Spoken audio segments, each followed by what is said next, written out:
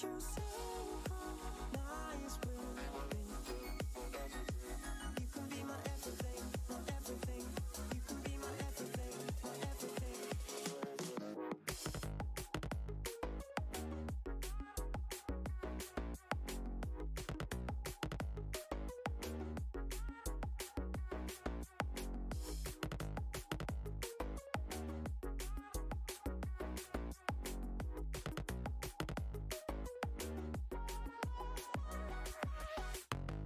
We haven't got unlimited time.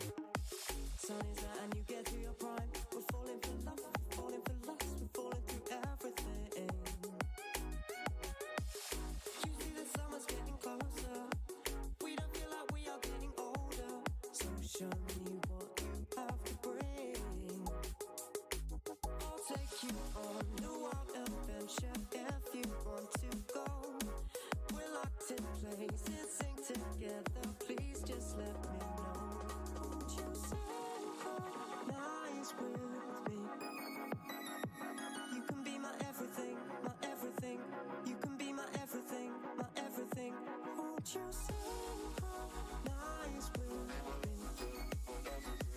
You can be my everything, my everything. You can be my everything, my everything.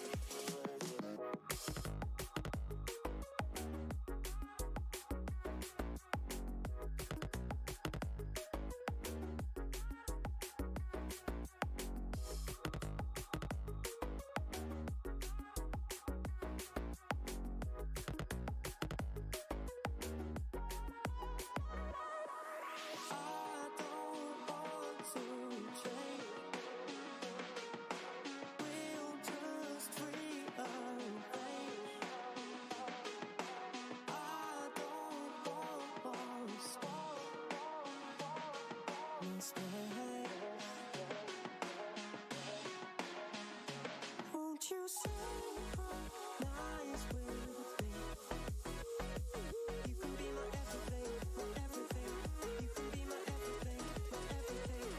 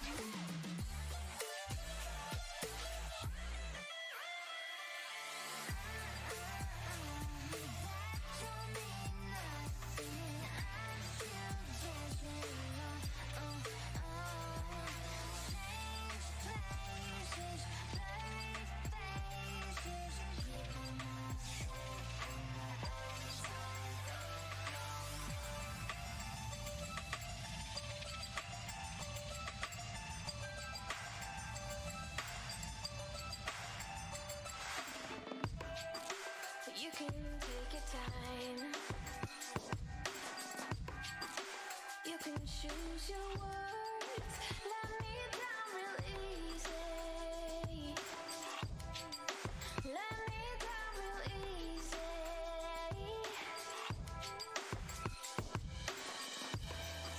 Well, I'm doing just fine. Because I caught your lies. You say that it's you, not me. Baby, now that I am free, I want my lips back, my time back, my words like when I said my love back, my life back, my heart, the one that you knew could break,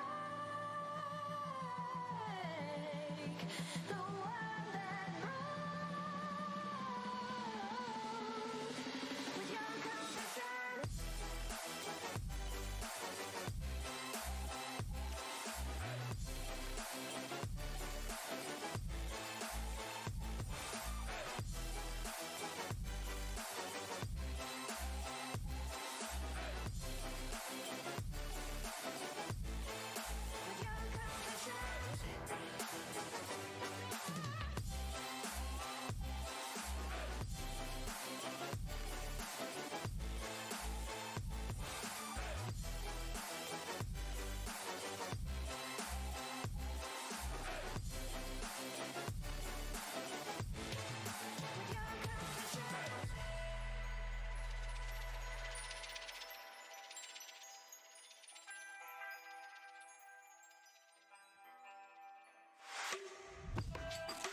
I'ma let you speak.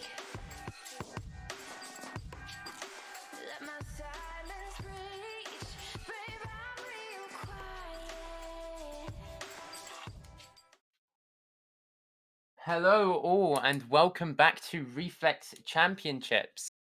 Today we've got Onsite versus Zoacro. It's going to be a pretty fun match. Hi, I'm Lolly next, and here with Jason as well. You may know us from the Hello. past 3 seasons. So we've got a few notes to run down, which are going to be pretty fun. Onsite, pretty strong team here in the league so far, winning almost every single game. Zoacro as well, being the former Volcano roster or team, whichever you want to put it as. And it looks like Zoacro is going to want to try and upset up Onsite tonight, Jason. They're going to want to try and ruin that win streak. What do you want to say about that? I think I think we might see like the likes of a 7-4. I don't know, but I can maybe see Zorakro taking it out, maybe taking it to OT and taking an 8-7, sorry, an 8-6. But this is going to be a very close game. No matter what way you look at it. It wouldn't be us casting if it didn't have some stutters in that. So I think we're about to head in any minute now. Both teams are in the lobby ready to go. Are we going in? Map ban. Yep, we are going in. All right, so if we haven't mentioned already, thank you, Dilly. We are on Coastline. Yes, finally, we are moving away from the clubhouse meta of this league, going into some different aspects. This time, we are indeed on Coastline. It's been played quite a few times, a lot more than last season, so it will be interesting. Coastline, it's more of a COD map. Say It what is you very will. much a run and gun style map. It's very unlike what we see from the rest of the maps, which require it's a very set meta, and instead this map relies on frags. So, first ban coming out, and it will be a Blackbeard. Okay, right. I mean, it does go along with the idea of me just saying it's a run and gun map, and considering the fact your frags are really important. Blinding Blackbeard, his shield making him very overpowered, and the Jackal as well. Does make sense. Rumors can play a very vital part to this map, especially for the likes of Blue Bar, We can see extended rooms upstairs and downstairs. Very important for that. The likes of Ooh. kitchen as well. Jaegerban. They Pretty. really are taking the fragging map style and throwing it out the window, getting rid of the, as you said, the Blackbeard, the Jackal, and even the Jaeger. So that is gonna throw some of these players off.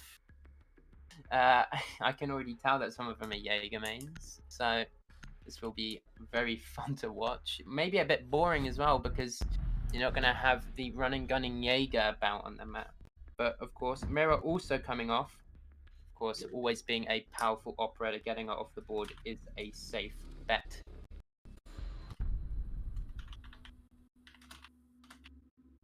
Now, as we head into round 1, looks like Zoacro. Sorry, I keep going to call him Volcano. I'm gonna go for the hooker bidders hold first. Pretty standard for Coastline. Pretty well-rounded lineup as well. I say that, and I see a bandit. All right, Chief. Okay. Not sure if the meta has changed, unless that is for the quad wall. That more than likely it's for the quad wall, especially because of the fact there's no ace band. But we're not seeing an ace being brought out on behalf of onsite. Apologies. So we're having some technical difficulties on behalf of our Parsec stream, so we're gonna just be really talking while stuff happens. So yeah, we're looking like a bandit electrifying the quad wall. Bit of a waste considering the fact there is no hard breach on the side of the attackers here. Instead, opting for what looks to be going to be a an aqua push. We can see the lion, we can see a Ying, we can see a Doki. Those are 3 operators very powerful in just freezing the attackers, allowing for a rush. Especially when paired with Ayana, who can just run in, scout out the entire area, and then also bait out that utility. We can see a really strong rush push here. But we're going to also see a spawn peak on behalf of Henners. Unfortunately, nobody has spawned at Rune, so a bit of a waste. Oh, that's an F. That is a proper F. If only, if only. If only.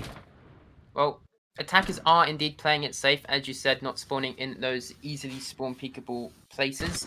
However, they're going to be going that way anyway, in the fact of Ying and Doki, while the other half of Onsite will be going over towards a penthouse push, it does seem.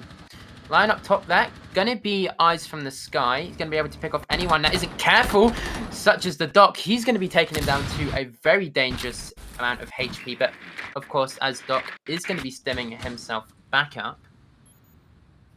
Nice. Real shame there that he did actually get the Doc, and Aslam are taking a lot of damage from the Mozzie downstairs. Unfortunately, not able to connect as Henners gets a kill onto him, finishing him off after the damage created by the Mozzie, leaving themselves in a 4v5. Techi here going to be trying to go for the refrag, considering the fact that Mozzie is now cornered inside of Sunrise. Is he aware? No. That is no. A little duel going on between Vigil and Iana here. Envy going to try and help in some sort of way, but he's going to be pinched inside of... oh, fuck me. I cannot remember the name of that. My bad, my bad. So sorry. But Envy will take out Steno in a refrag, pushing through luggage towards Aqua. Is he going to be able to pick off the bandit as he goes and retreats back into A? He's going to be able to pick all the way into that rotation hole with the line coming up behind. A double push can come out here, and they are going to be able to push in if they really want to.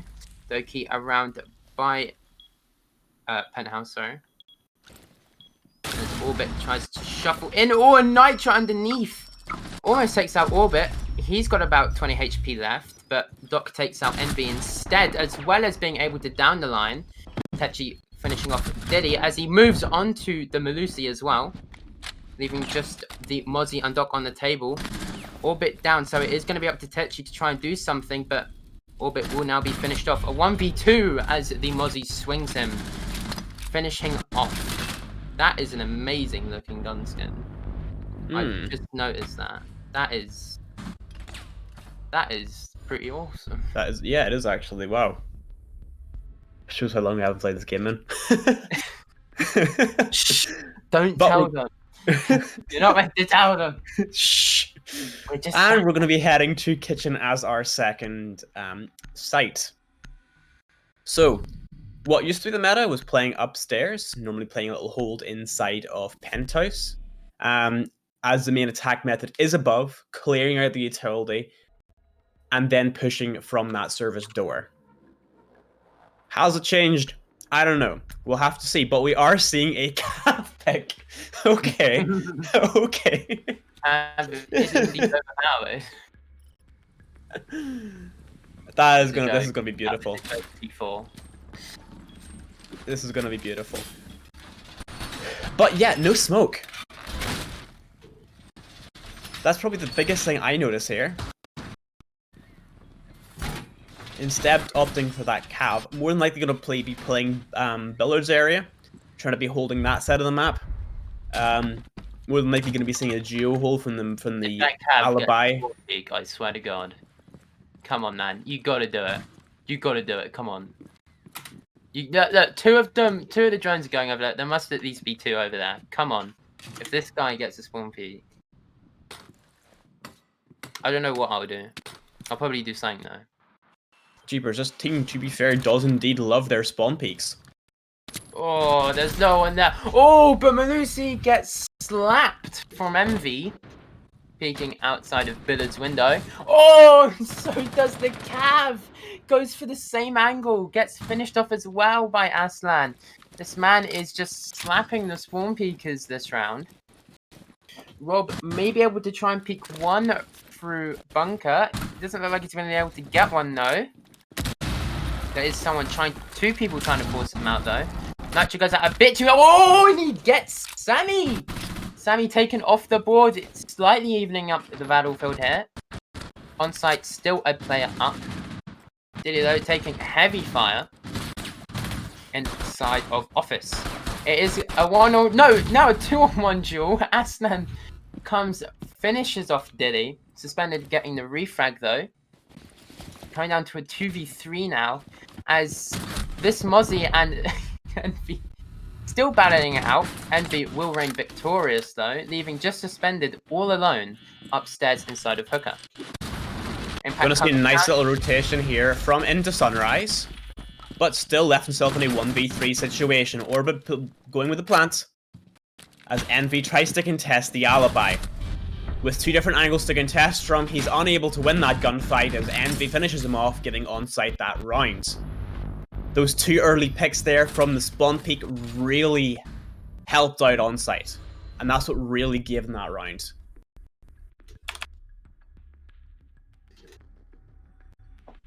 Gonna go back to kitchen though, so hopefully we'll see a more normal hold on behalf of Zoroku. We'll see. We'll see. I don't know. However, they're bringing a Valkyrie and they're bringing a Goyo, so more than likely we're gonna be seeing something less mad. Should we just put it that way? He's gonna go straight to the cav. Okay, no, it's Vigil. Okay. Oh, god damn it. I really would have stuck with the extra utility and information gathering from the Valkyrie. What do you mean? Cav OP. Cav is OP. No, No, you're not. Cav is 100% OP. There's gonna be like one guy in T4 that is actually like full-blown Cav OP. But my real question here is, no am I. As there is no Jaeger, I would have thought instead of bringing the alibi, you would need to bring that Wamai in order just that extra utility denial. And we can see here on the attacker lineup just the amount of pure utility they're bringing. You've got 3 air jabs, you've got 3 Ying charges, you've got the flashbangs on almost all of those characters, as well as 2 nades on behalf of Ayana. Don't tell me.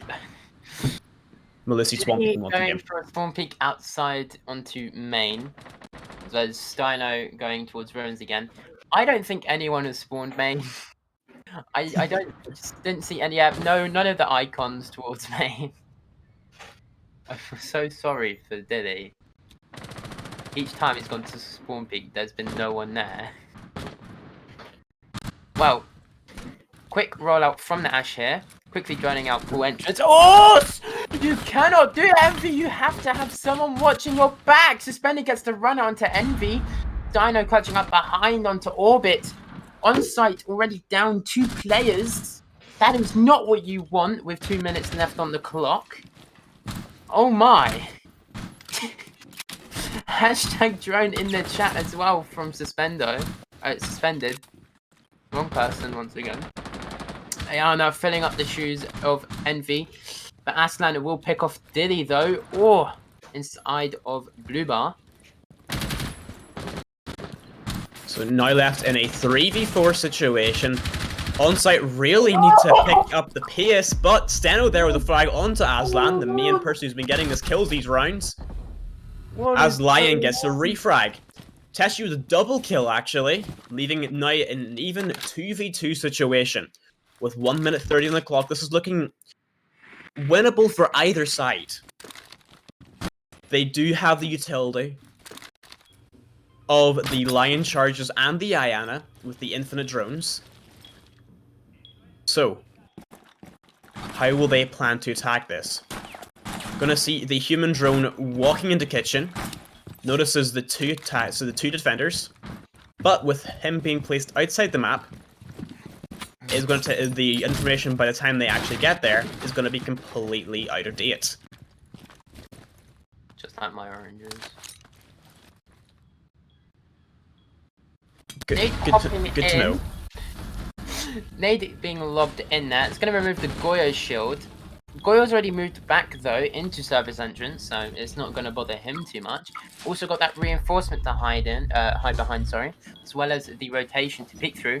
Iana drone going in, taken out immediately by the Goyo, as well as Iana being tracked by one of the alibi drone holograms. Suspendo seeing the head of Tachi, isn't going to be able to finish him off completely though. Oh no, Nitro! Oh, just the tip of it. Picking off Sammy. As well as the Goyo finding the head of Tachi and taking him out. Some very good situational awareness on behalf of Henners there, getting a double kill and winning the round for Zaroko. Suspended, who asked? Who asked? The disses are coming out. Also, Lolly, it's suspended, not suspendo. I said suspended, didn't I? No, you said suspendo. Every time. It's beautiful. Oh it's God. beautiful.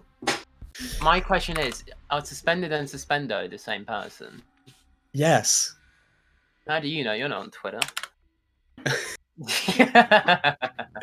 So, gonna be going back to Hookah here. And we're going to see the Doc being replaced with this Valkyrie from the previous lineup, which you've seen on this site. Also no Bandit. So it seemed to be that Zaroko was going like, let's just play whatever operators make us like want to frag out. Because A, this is a very frag heavy map. But also when you're going against a team like Onsite who have won all of their games so far, you really do need that fragging potential in order to like really try and play them out. And if you can just hit tab there for a second, Mr. Observer. Thank you, sorry. Yeah, we can see the top 3 players, Envy, Tichy, and Aslan, all have been playing really strong, along with the teamwork of Orbit and Sammy. Although they don't have any kills, they still have given that coordination and the teamwork to the rest of their team. And we can see a pretty even spread in kills across Zaroko. But once again, going for the spawn peaks. I mean, I'm going to assume their guess is, you know... Has Diddy ever going to get a spawn peak in this match? No. He looks so desperate for one. I feel really sorry for him at this point. Well, attackers are spread out throughout the map. Lion and Iana making a push from Ruins. Ash already dropped into Bathroom, going to be pushing through into Penthouse. However, there will be someone inside of Theatre. That's going to be Valkyrie. I'm not going to try and pronounce that name because I know I'm going to fail at it. Nitro goes out. Just misses though. Valkyrie snaps back with the shot to the head, picking off Envy. Alibi underneath as well. Now with a perfect hole through the floor to peek onto the hatch above bathroom. So good plays, Valkyrie. +1 upvote. I don't know what people do on Reddit nowadays, but yeah. They bet on GameStop. That's what they do, Lolly. Oh, Sammy picking off Steno with that headshot there. My English is going out the window. So sorry about that. Making a push through with the Iona drones as well. Scouting out Aqua, being completely clear, as it usually is. Lion playing a different game though. Going to be playing underneath instead. Gets the ping from the Alibi, but it's just too late. He's going to be finished off by suspended. Mozzie backing him up and staying in office. Sammy pushes in as well, but picks the wrong side. He's going to get picked off by Mozzie as well. Now it comes down to a 2v4. Oh, no, a 1v4. VIP just gets slapped again by suspended. Everyone just seems to be falling to this one guy. So here we can really see what I meant there with Zoroku just really choosing for those frag-heavy operators. And then taking complete advantage of it. Just taking 3 rounds over on-site. We have won every game so far. Now, going to an off-site in the form of Penthouse, we're going to see both a Pulse and a Frost play. Ooh, please tell me this is please tell me this is both Frost and Pulse shotgun. Oh, I do love me a Frost play. Frost has been my favorite operator since she got that shotgun. She's always had the shotgun. No, she hasn't. The Yes, secondary. Oh. She's a secondary shotgun? Mm-hmm. Oh. Okay. That shows the last time you played this game. You're old, Jason. You're outdated. I am outdated. You need to play a T-Hunt. Okay, so here we're seeing a strat I'm actually quite familiar with in the form of extending into VIP. So the idea of the real issue with Penthouse, right, is the planting behind the bed. If you plant behind the bed or behind the couches, you're safe. You can plant, you can hold it from outside, and you've got no real issues because nobody can contest you. By opening the VIP wall, what you're essentially doing is preventing the plant in both of those locations. Because if you have a person playing inside a VIP, especially the likes of an ACOG, you can watch the entire way back. And this is a complete wrong use of a 1.5 times scope. Rather than putting him inside, rather than putting him inside of VIP, he's opting to spawn peek. Well, sadly for Steno, most of on-site have spawned poolside. It does look like they're going to go for a hooker village clear first. Hopefully he can get back to site on time before they start their push. He's going to be retreating into VIP Lounge. Twitch on the other side, going to be clearing Aqua towards hooker. So they get nice full coverage. Maybe even a push through luggage from him later on. Line will go out. It's going to pick up 1. Probably a bait and switch though. As on-site start their top floor clear. Lovely drone route coming out from on-site there. The drone just followed another drone and got taken out immediately. Diddy, playing on 90 though, going to be a very important player here. If he can hold on to 90 here, that is going to halt most of on-site's push. Line will go out again. Twitch pushing into luggage, goes to top main, picks off Dilly. The hold onto 90 has gone now, meaning that on-site can now push further up, but Steno, with that 1.5 and the open holes, will be able to pick off Envy. Almost picks off Sammy as well. Twitch drone twitches his nips. And now is up to Orbit to try and put some pressure to take away the advantage that Zoacro have just taken. It's now up to Aslan and Taki really to try and make a pusher into VIP. As soon as they get control of VIP, they can take out Suspended and they can take out Steno, allowing for a plant to go down behind the bed.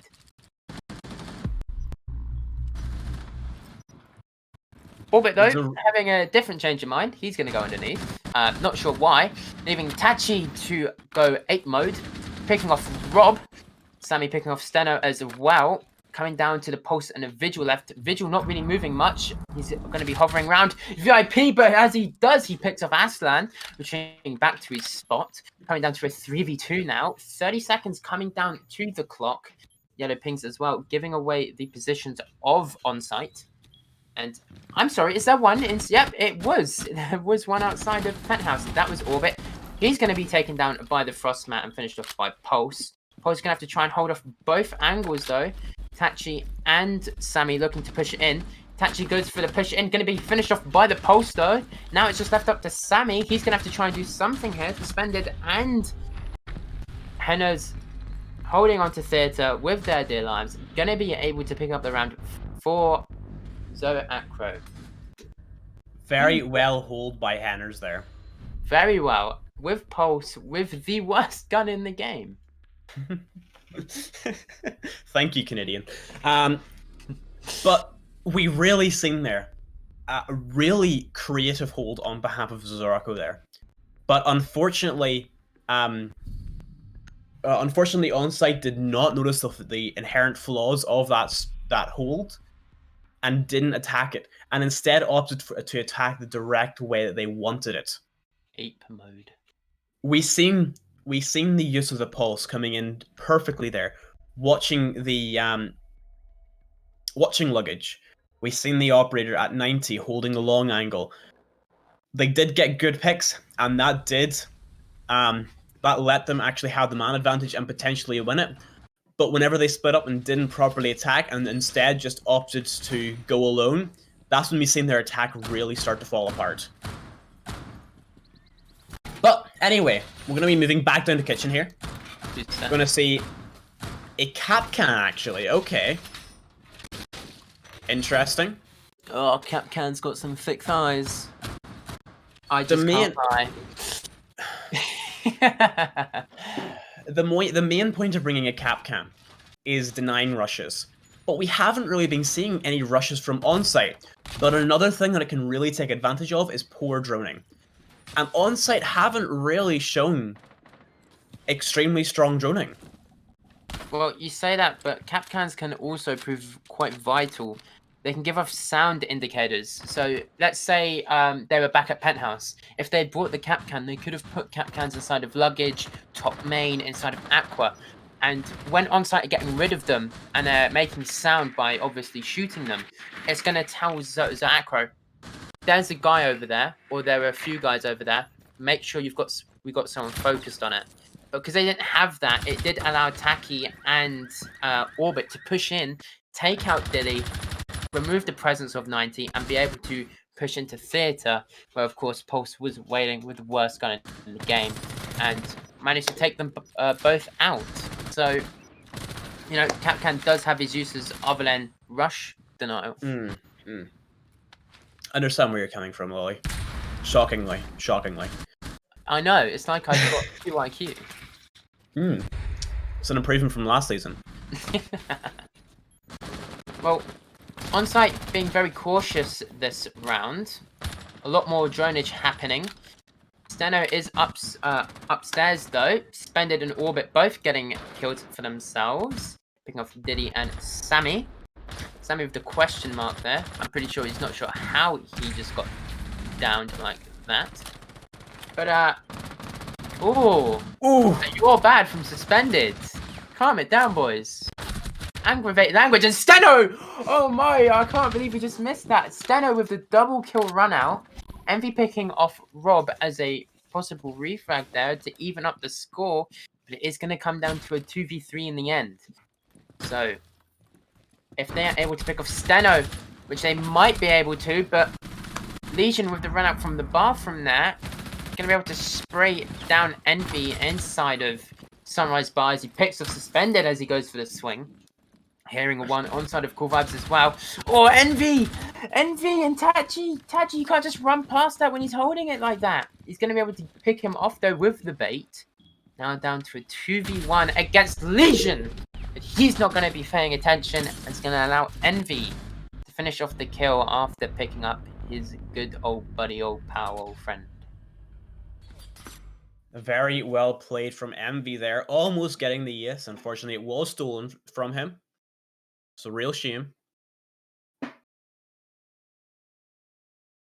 Right, we're going to go to a quick rehost here for some technical issues. And we shall be back with you shortly once we get this sorted. So apologies, guys, and we will see you shortly.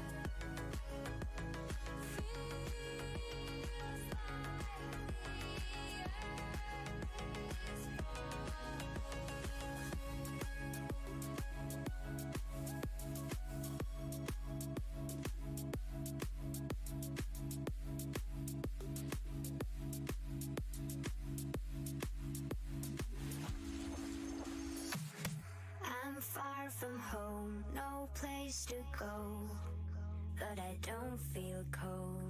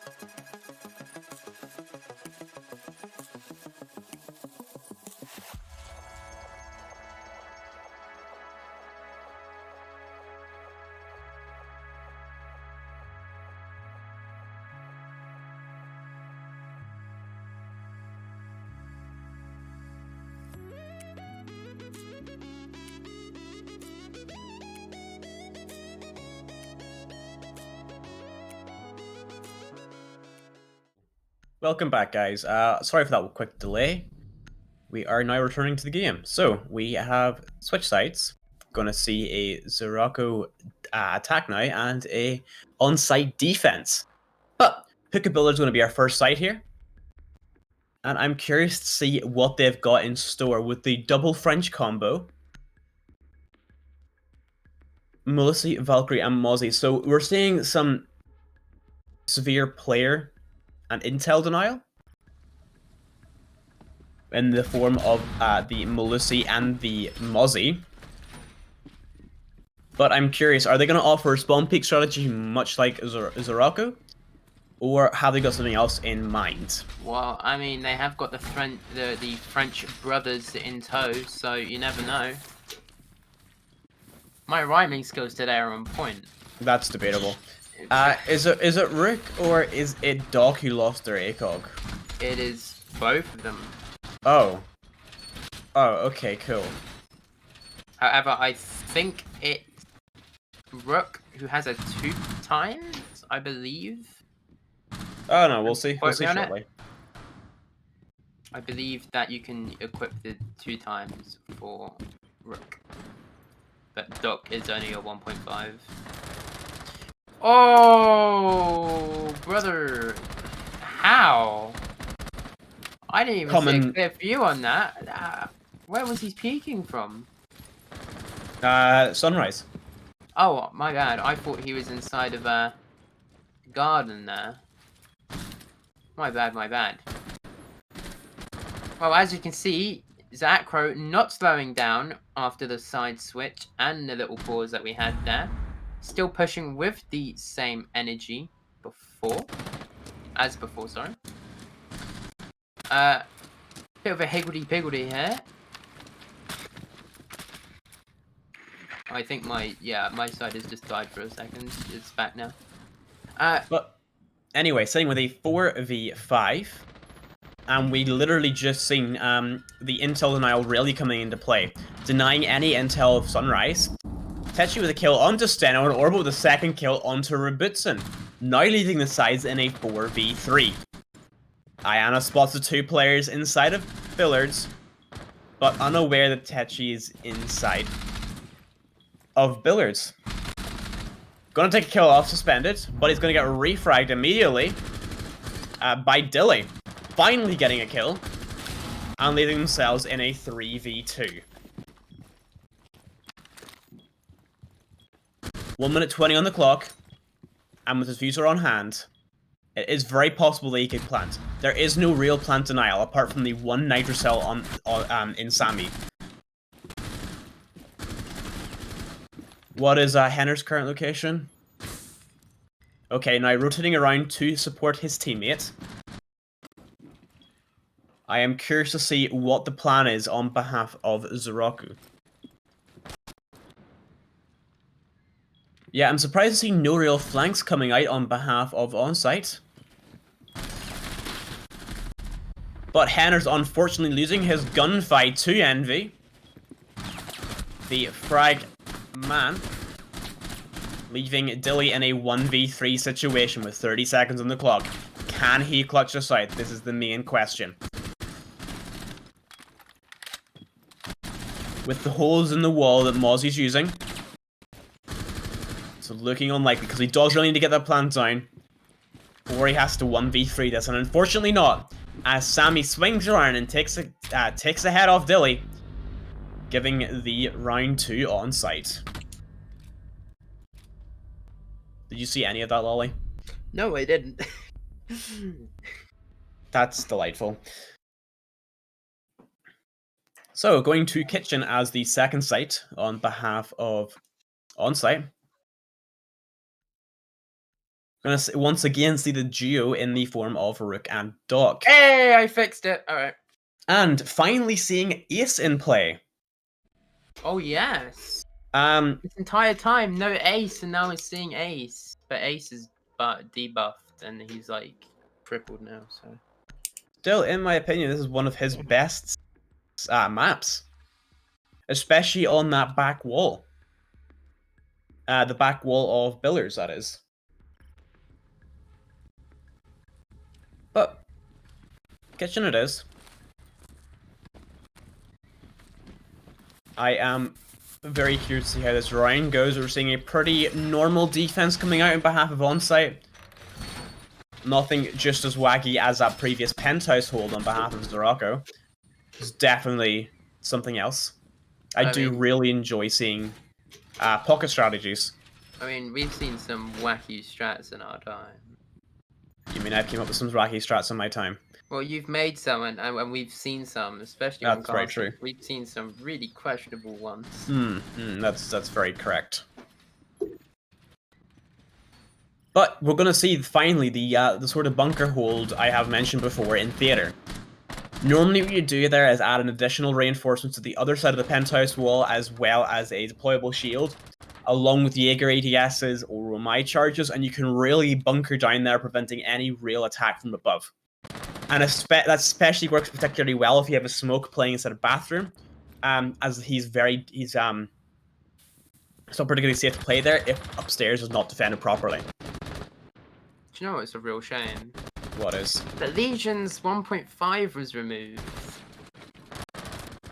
Because that's one thing I did know. This would have been a killer angle for Orbit here, who is inside a penthouse. Probably would have been able to pick off Envy as he was coming up from the bottom floor. And a drone moving in is going to spot Legion. Oh, with the swing! Hit suspended right in the noggin, taking him out. Now he's going to enter into his own little duel with Iana, but he's going to be retreating into theater. Rob on the other side is going to be able to pick off Aslan, but he's not going to be able to pick off Legion. Legion comes back into Penthouse, where he's going to meet Iana once again, but he's going to start to get pinched. Sophia moving in as well. Envy picking off Steno off the move, but sadly Legion gets downed and gets picked off. Orbit doing a really good job there. Did a really good job there and wasting time, but unfortunately his defense did not last too long, as we're still seeing one soft breacher up above in the form of Dilly, which means he has 3 breaching charges as well as the 2 Zofia impacts, allowing a lot of upstairs destruction. But it is in a 2v3 situation. Situation. So I'm really curious to see what they've got to do. As above bathroom is destroyed, nobody's able to play in there. This should allow a very easy entrance to there. And once they do, it allows them a very clear movement into service, provided they can get rid of the behind the bomb and then behind the desk. And as you can see, it is clear. The thing is Iana going to use one of her drones to spot where 2 members of on-site are? He's not, but he's going to find them. He's going to be taken out by them. Sammy taking out Tachi as well, sorry. Diddy on the reverse, picking off the last remains of on-site.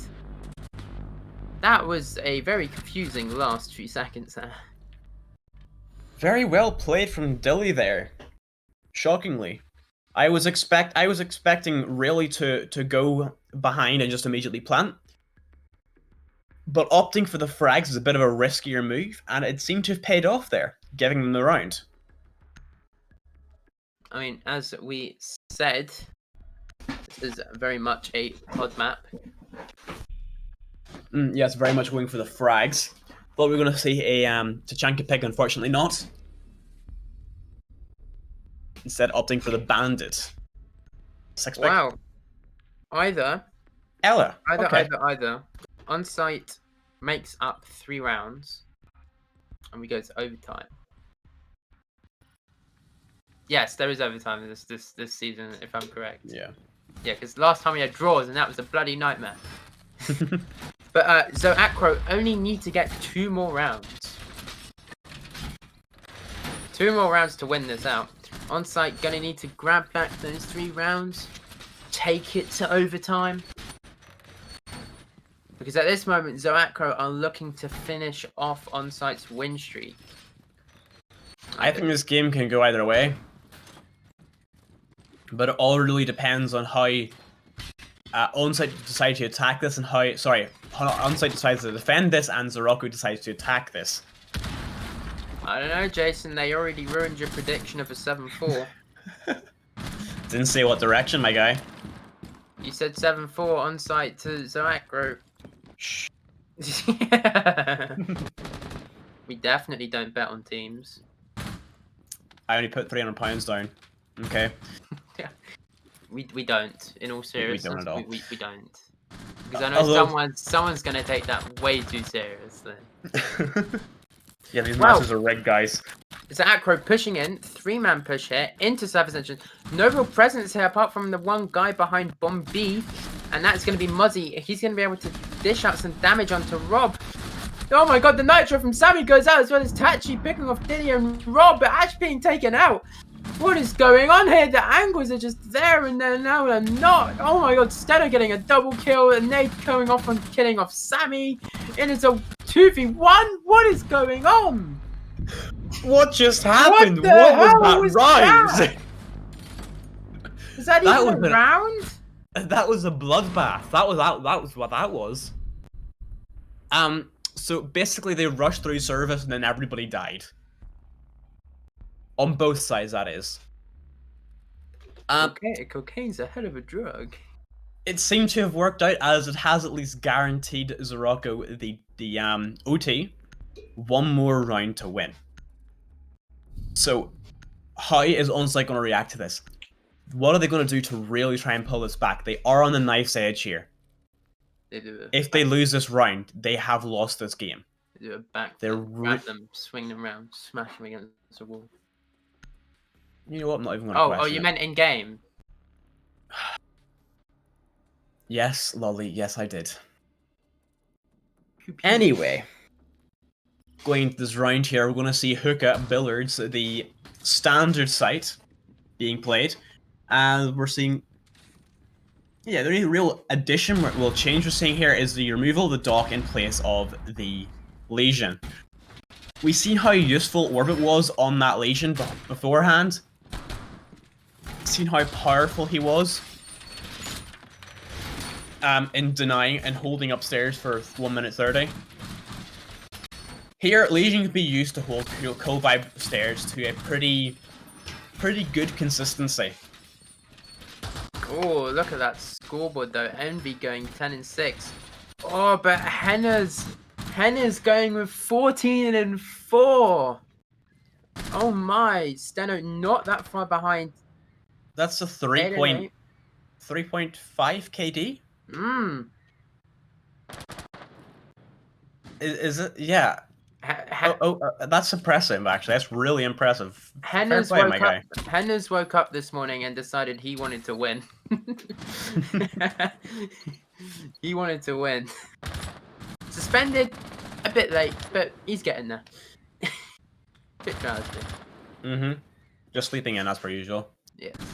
Hehe. Wow. But Rob immediately taking out Orbit. Good night. Back to sleep for you. Now IQ can really get to work, especially with her utility, being able to get those gadgets from underneath. Diddy as well from hooker window, picking off Sammy as well. Sammy obviously on the Mozzie, a very troublesome operator so far this match. Envy picking off Stena as well. Hennon's with the refrag though, so everything is looking pretty even until now. Aslan is downed, leaving it in a 4v1. Tachi picking off Diddy all the way from Billards. And suspended gets that Ash charge onto Aslan. It's now up to Tachi, but Tachi's too low. And this match will go to Zoacro. GG. Zoacro really seized that opportunity there. Just noticed how they're holding it and they're just like, okay, let's just push. And took that round. Very well played. Wow, GG's to both sides. Ooh, who left? Naughty, naughty. No leave. No leave. Leave make job harder, please no. Wow, guys, thank you for watching the Onsite versus Zoacro game. Next we have God knows who. I don't even know. I'm about to look it up. That seems like a very good idea, Lolly. This is where I get shouted at by science for doing absolutely nothing. Well, for now, thank you guys for It watching. is Esports Wheels versus Proximity. Ooh, that's not going to be one you want to gonna miss. So, Definitely is. guy, what? We will see you in 30 minutes time. Wait, what?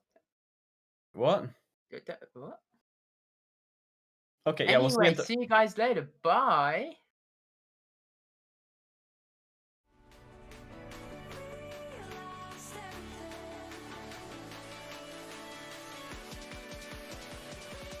Lost everything, but you'll always stay close to my heart.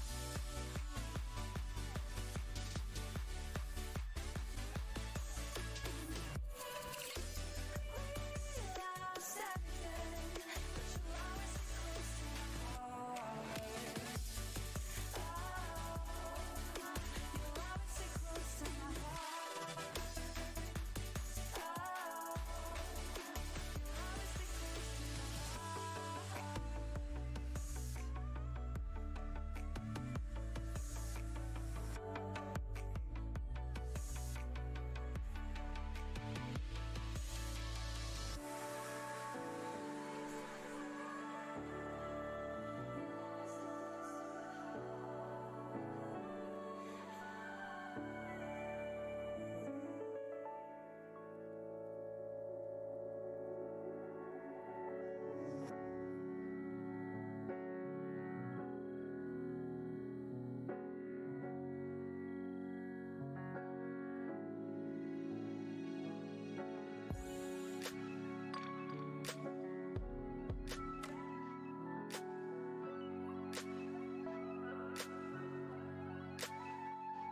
Why does it always seem like I'm moving backwards? Caught up in a dream, everybody's actor. Why does it always seem like people change faces and nothing is real? Oh yeah, and you know, I see better days. Yeah, you know, I've been through some things. Yeah, I've been sending prayers through the roof. Oh, truth. Yeah. Don't need all the answers, just tell me what life is for. One day I'ma wake up with a reaper at the door. Don't need all the answers, just say anything at all. I've been praying for a minute, I've been waiting on your call. Oh, don't need all the answers, just tell me what life is for. One day I'ma wake up with a reaper at the door. Don't need all the answers, just say anything at all. I've been praying for a minute, I've been waiting on your call. Oh, I've been waiting on your call. Oh, yeah. I've been waiting on your call. Oh, I've been waiting on your call. Oh, I've been praying for a minute, I've been waiting on your call. Oh,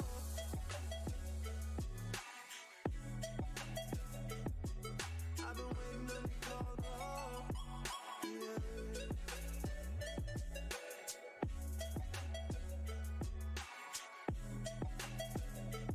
Oh, yeah. I've been so patient with you, don't you know? I've been so down with you, and you know it. You never come around, and I show it. Just give me one chance right now, and I won't blow it. Oh, and you know, I see better days. Yeah, you know, I've been through some things. Yeah, I've been sending prayers through the roof. Oh, truth. Yeah. Don't need all the answers, just tell me what life is for.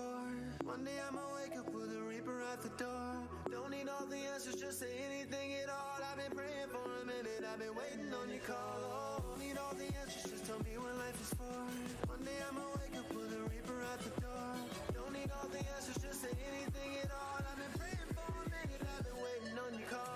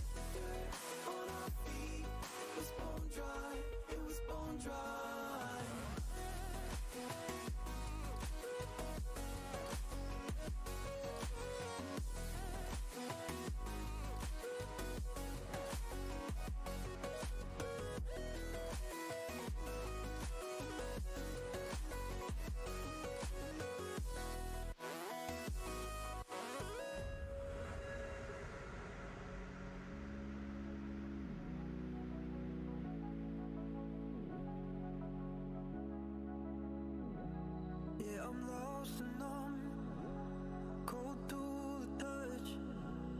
I pretend like I don't remember your name. Every masterpiece turns to blasphemy. When I close my eyes, yeah, I still see your face. We were the thunder and the lightning, burning fire that started from a spark. I would spend you just to watch you twirl. It was us against the world. You were the rain falling on my skin. Yeah, I was dying when you pulled me in. I was your rebel and you were my girl. It was us against the world.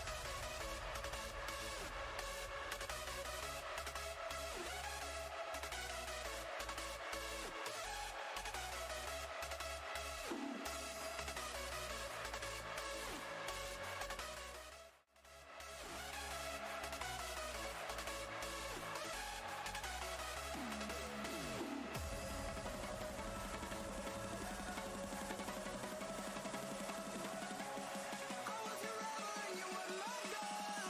It was us against the world.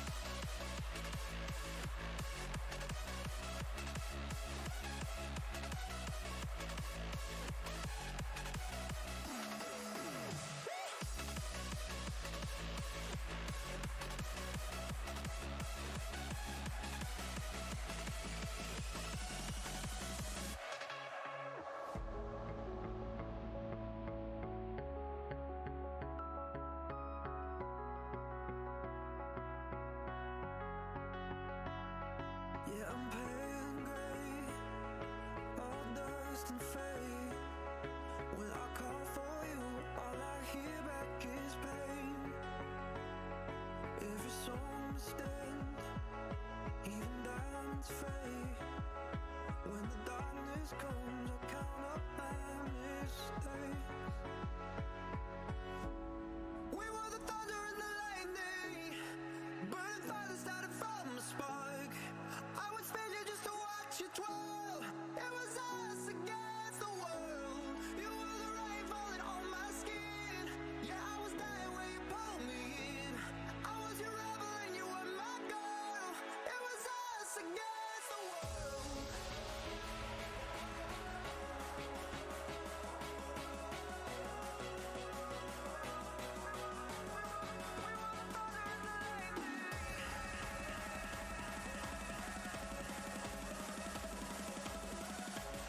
I was your rebel and you were my girl. It was us against the world.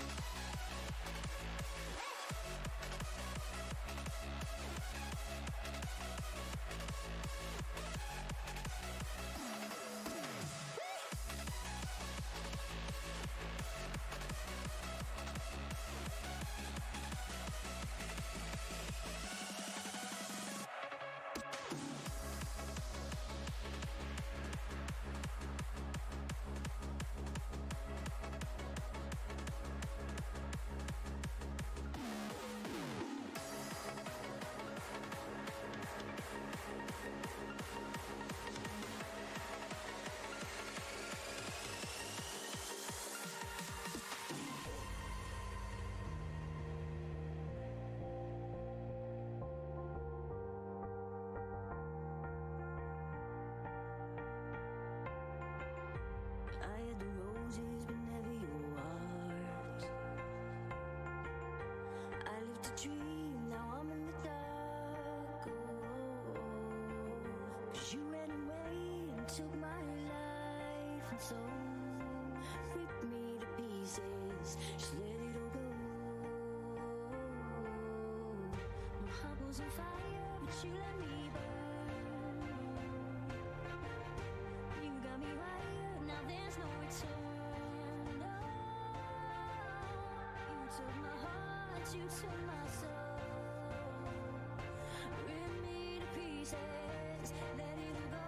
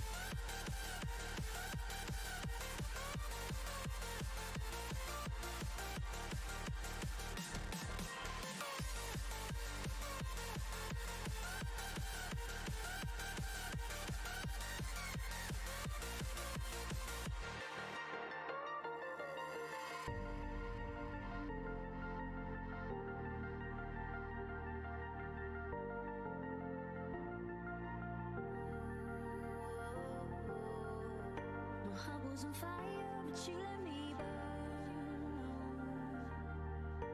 You got me wired, now there's no return. No. You took my heart, you took my soul. Rip me to pieces, ready to go.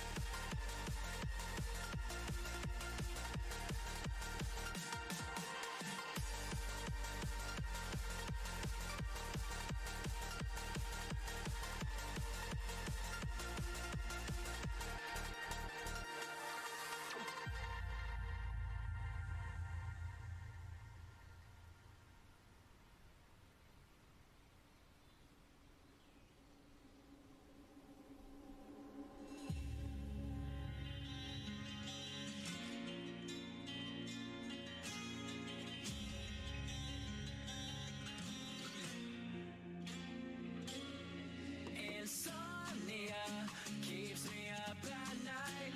I sleep on the wrong side from what I've seen. You're quite the wandering kind. How long have you known? I've had my eyes on you, seen you in these holes. Darling, break down the wall.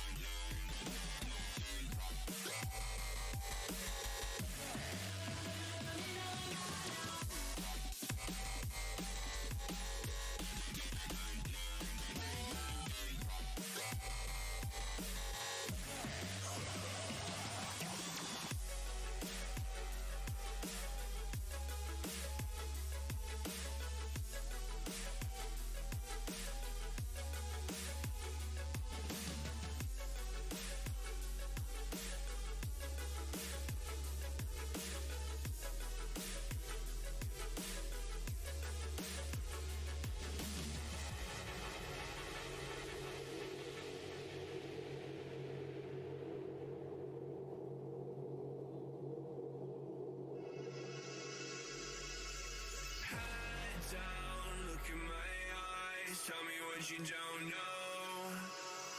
Hey now, put up a fight, I know how I won't let go.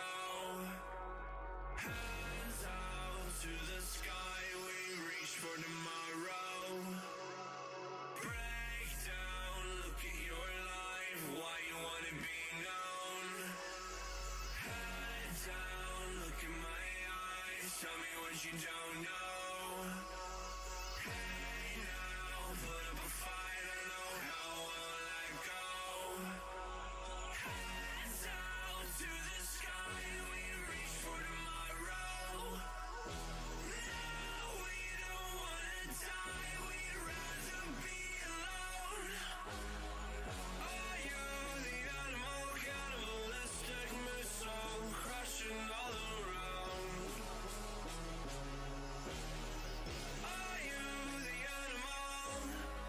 Do you remember out on a limb you listen, quiet all around? Are you the animal? I'm not afraid of you. I feel we're ready to die. But time is on my side. Feel it going inside me, but you'll never find me. I need my heart to make me whole.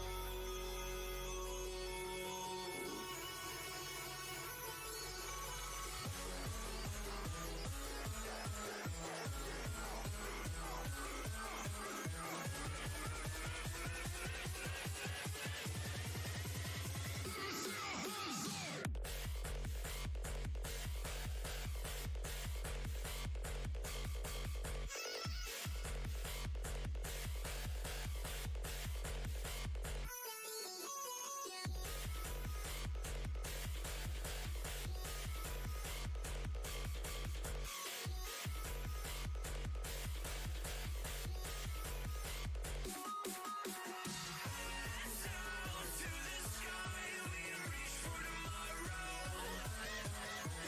No, we don't wanna die, we'd rather be alone.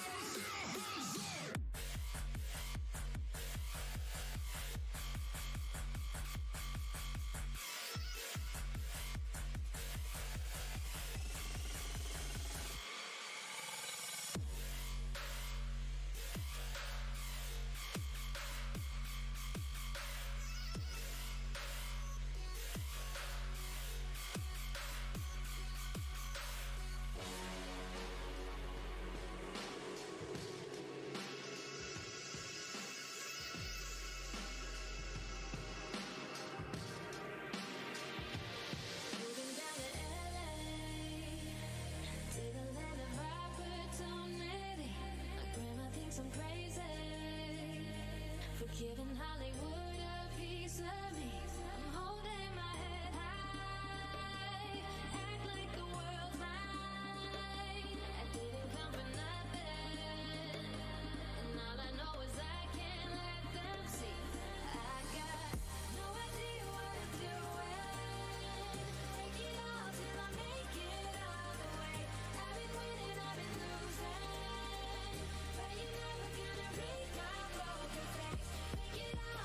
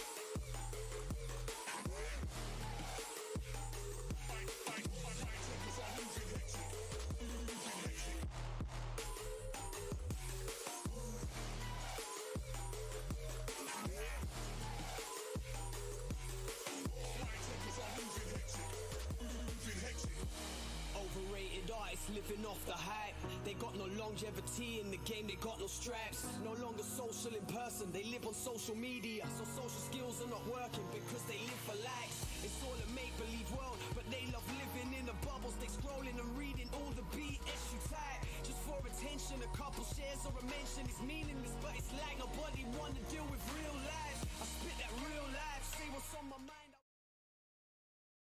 Good afternoon, ladies and gentlemen. Welcome back to the second game of tonight. We are now going to be spectating the esports Wales versus Proximity game. Two powerhouses. Proximity hasn't really been playing particularly well this season, unfortunately, but esports Wales has been doing slightly better, sitting in 6th place compared to Proximity's 9th. I am joined here today by Lolly, my Hi, comrade. how are you doing? Not too bad. What about yourself? I'm doing fine. We have came out of retirement for 1 day and 1 day only, so do feel special that we have came back for this. And I'm quite hyped to see this game. What about yourself, Lolly?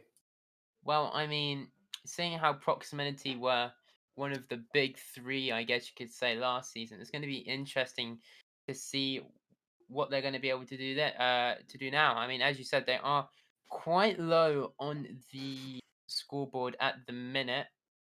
I'm not sure if it is fully updated yet. However, from what it does seem, they are pretty low down on the board. Esports Wales, about in the middle. So, fairly matched teams either way. But yeah, whoever wins this will surely be going up a spot or two. Yeah. Pretty. Oh, I can't say that word because it's banned on Twitch now. I'll say epic instead with like an O, like, yeah. Okay, I think I know what you're going to say there. So, going to be called Clubhouse. The standard map of It rhymes with basically WoG. every. Rhymes with WoG. It's a real shame that word's now not really a thing. But yeah, I'm expecting a bandit ban, maybe. Definitely a Thatcher. Likely to be a Thermite as well. And a Maverick. Probably a Miraban and or a Maverick. It's just I'd be curious to see if there's anything interesting or special going to be coming out inside of either of these teams. I just want to say I've never seen. Well, that's a lie. I have seen a few. I've never. For a while, most teams I've never seen, especially in this league and a few others, use Maverick in a creative way. It's we'll do a line at the top, do a line at the bottom, get open with a Sophia charge. Hehe, Lango Burr. But we're not going to see that this match, of course, because Maverick has just been banned out along with Thatcher. But as I was saying, Maverick, very powerful operator in the right hands, can literally open an entire wall all by himself.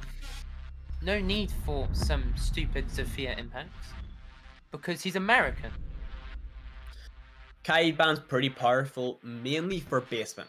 Kai charges on the basement hatches, really powerful, denies entrance way into Moto, extends the amount of time required to enter into Armory. Miraban, same thing, really strong.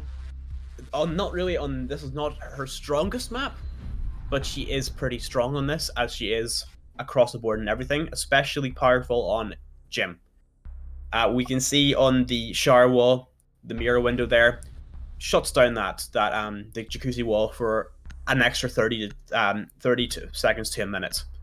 Jason, I've been thinking. What's that? It's probably a bad idea. If we want to discuss nerfing operators, we have to do it how Ubisoft think. So if we were to nerf Mira, I would take away all her guns and leave her with her bare fist. That would be a really interesting game mode. Punching each other's lights out. Yeah, just a fist fight. That would be really cool. Anyway, getting into the round, we're going to be seeing Church as the first site. Normally we see this as the second site for teams, followed by Gym, normally starting in CC. But I really do love seeing teams who choose off sites first. Um, Oh yeah, he the does get Melissa, you off. you're hilarious. I'm sorry. More than likely going to be seeing the Vigil play upstairs in the likes of Office. It can be used to deny the kitchen hatch. Opening holes there, even just by opening holes, it forces a team to have to drone the top floor. Vigil having the ability to go invisible to drones really can just annoy the opponents, making second guess themselves.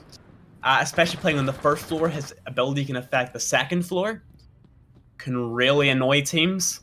Smoke is really good at denying time, and with Jaeger not being banned this game, we can see some utility denial. Well, talking about Vigil, I've been seeing this tactic pop up quite a bit. Not in this league, but in some clips that I've seen.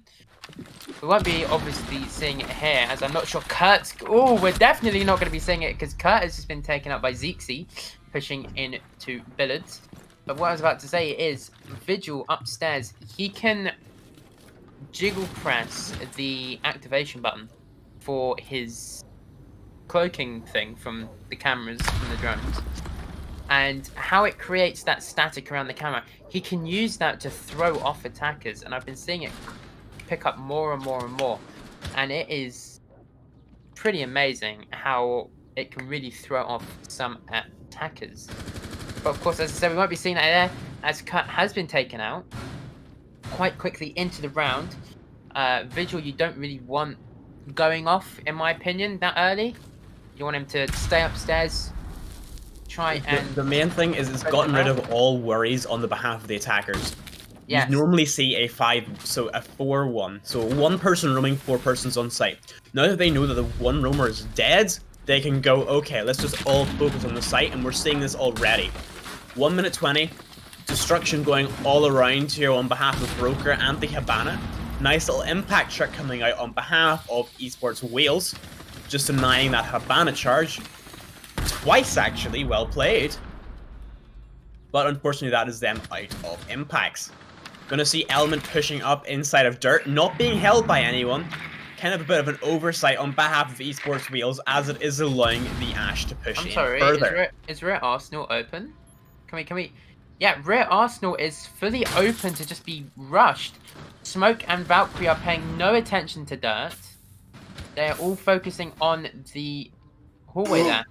Valkyrie going to be taken out by Element. Jet going down. Smoke now paying some sort of attention to Dirt, as the Ash picks up a lovely little pixel peek through those bars. Zeexy picking up onto Electrical. Broker picking off Matt with that nade. The rest of Proximity getting ready to get for a plant, and down the plant goes Samiyoto with the countdown on the plant.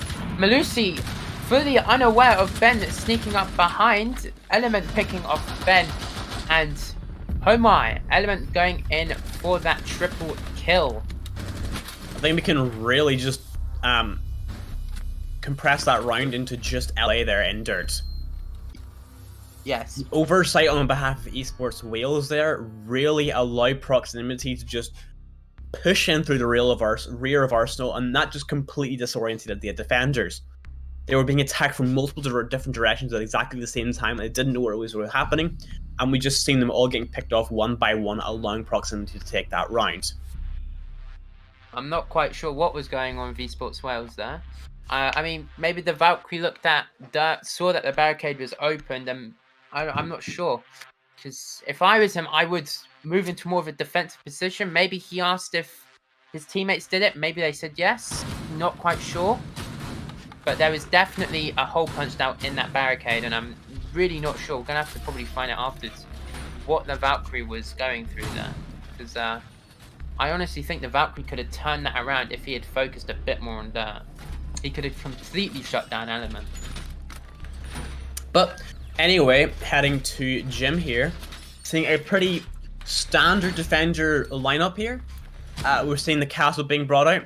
I'm curious to see what he's planning to do with his last castle barricade. If we just see the extended view, please. Okay, he's planning to put it there. So, I've seen this happen a lot now.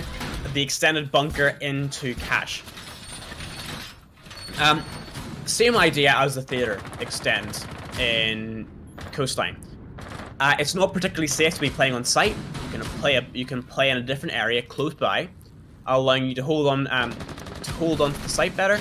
And we can see that extremely long angle from Cash all the way over to Jim, denying that window. And just the sheer amount of utility that can be wasted here with the mute jammers, with the castle barricade, with the Jaeger ADSs, it all is just there to waste time and utility. But Well, we're seeing it. wasting time it is. Look at this. Sophia and Thermite duo here, trying to get that wall open. Isn't going to work though. Bandit being super sneaky. Little known fact, you don't need to put a shield in front of that drone hole. If you angle your bandit batteries a certain way, your batteries will not be taken out. It's very tricky to get that spot though. We're talking about spots. Dot just trying to pick off the back of this Ash. Element, no attention whatsoever. Oh, he sees him at the last moment. He's going to be taken out. Putting it down to a 4v5. Dot with that free pick there. However, with his sacrifice, allowed him to get the jacuzzi wall open, giving him a direction into sight. Unfortunately, Geico are just missing his shots onto the castle, allowing him to escape for another battle. It's making me putting back in my chair the amount of legs I'm seeing. This is because, of course, when you're there, you don't know that they can see your legs sticking out. It's part of your player model. So obviously, when they're getting, chipped at, it obviously does frighten them.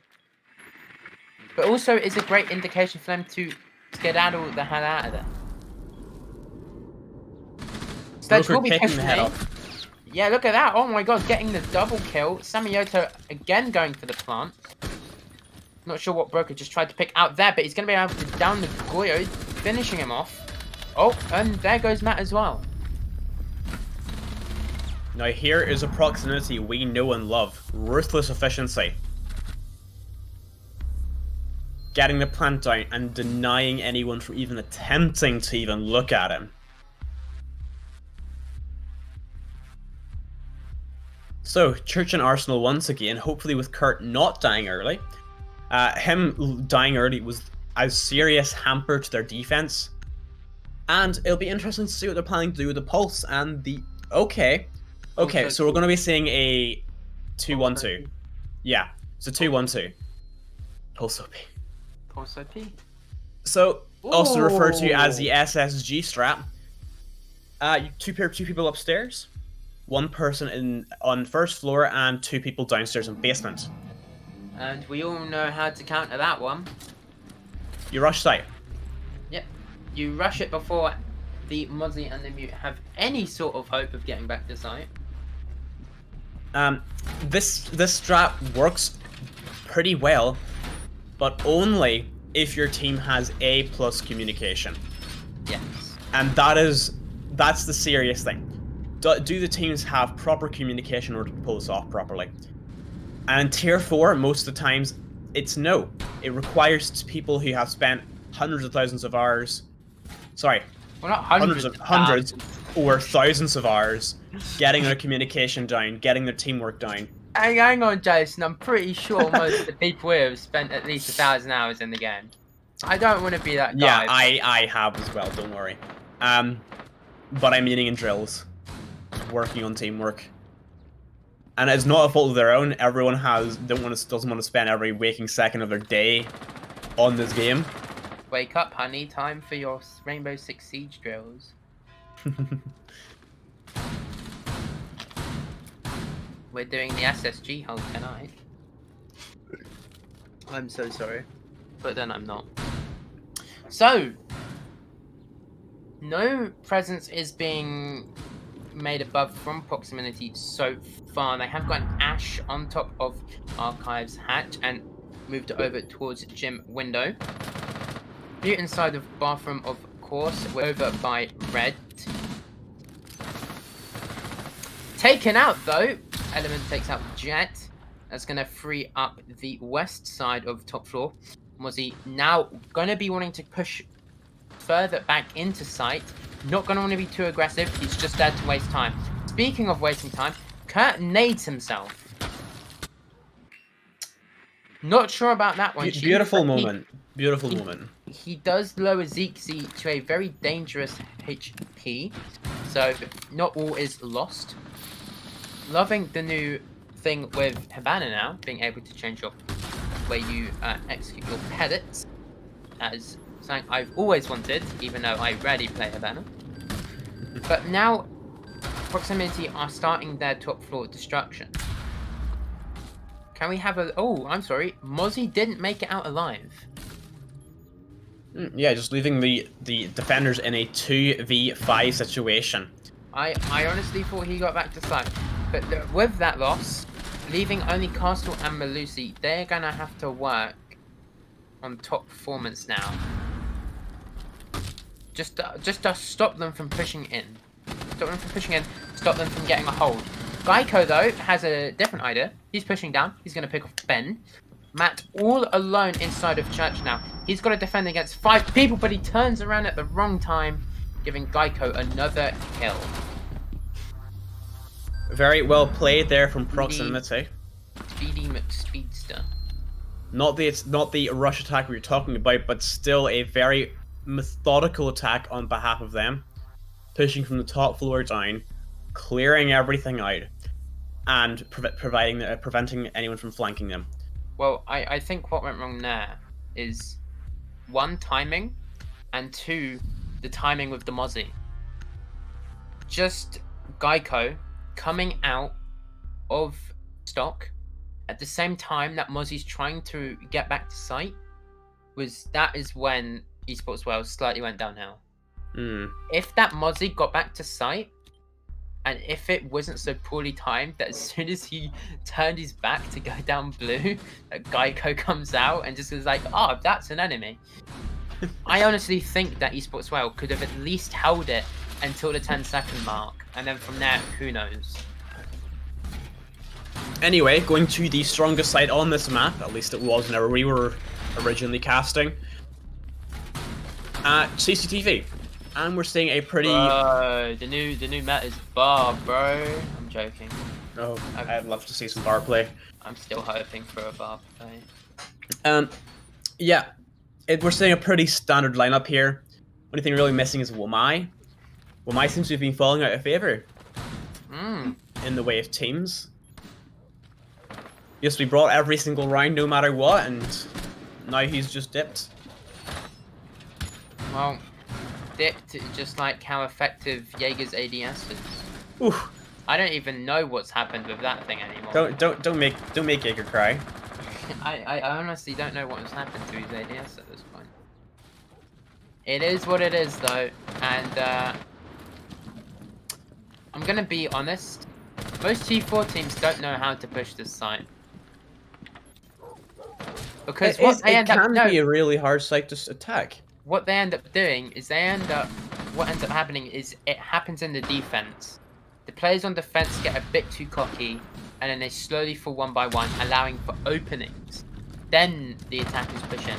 If Esports Wales can compose themselves in a good way, they've got this. They have got this.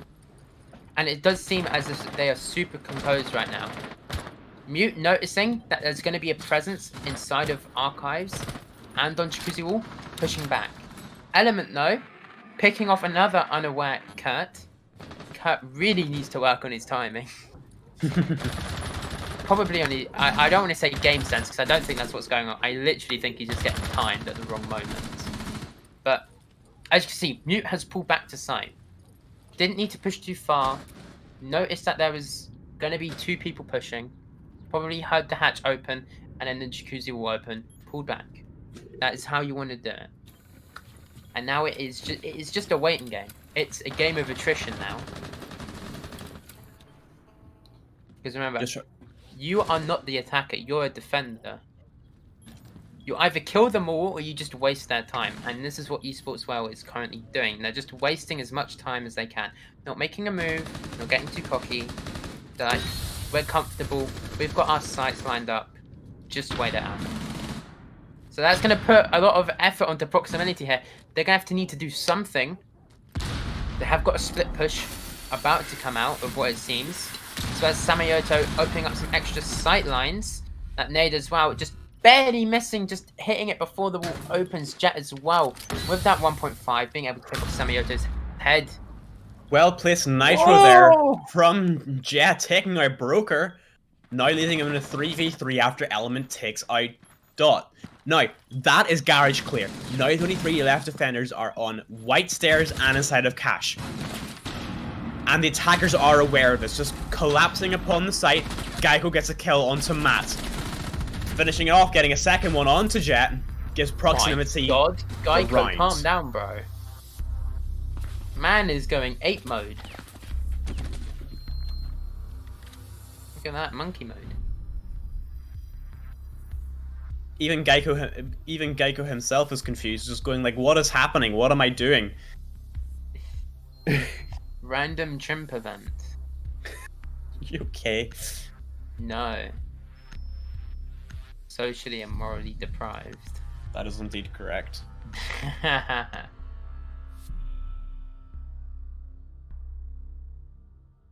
Going to church once again, going to be trying this. As unfortunately every site so far hasn't worked out for them. Going to be seeing a little bit of a different strat though. Bringing a Maestro. Yes. And yeah, basically just bringing the Maestro is different. Yeah, rest of the same. I call back the days of making some really wacky strats with Maestro's laser. Opening up the bottom of every single wall with a shotgun so that the laser can shoot at people's feet. It's beautiful, Lolly, it's beautiful. Are those strats public? They are, actually. I think they are. And you can find them at discord.gg. I'm joking.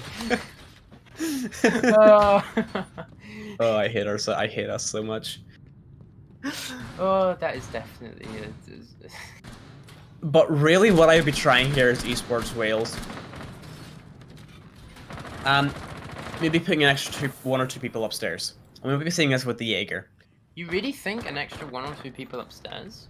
Yes, I would because suggest keeping 4 players actually on site instead, because when they lost Kurt the first time, they were still able to hold it pretty well, and Kurt, redeeming his reputation, I believe he just picked off Ash. Yeah, he he took picked out off Element. But Zeeks, you will get the refrag, but that doesn't matter. He's taken out their primary fragger. That's what you need in a Roma, and he's done his job. Now he can go on cams. That's perfect for esports Wales right now. It's a really good start to this round. Have they only got 3 downstairs? They have all 4. However, we have the Jaeger playing on the stairs. All Now, 4 this being could. downstairs. I'm Yeah. sorry. I'm just gonna butt this in there. All 4 being downstairs. Now they have enough manpower to cover every single entrance. That's all. Once again, Maestro with the great impact tricks, wasting all power of one of the Habana pellets. However, they're going to be able to get the hatch open. And we're seeing Zeexy push down below. Very Going to be similar. contested by Ben. It's all just, once again, it is attrition here. Just trying to pick off 1 player, 2 players, just trying to get some information. Get a feeder. There is 1 minute 20 on the clock left. It was looking good for proximity, but once again, we could see esports Wales taking this back and taking a round. It is very potential, especially with this turtle strat here, which they have. And just holding down in sight, they really just need to make sure to hold the angles, try and get rid of the diffuser.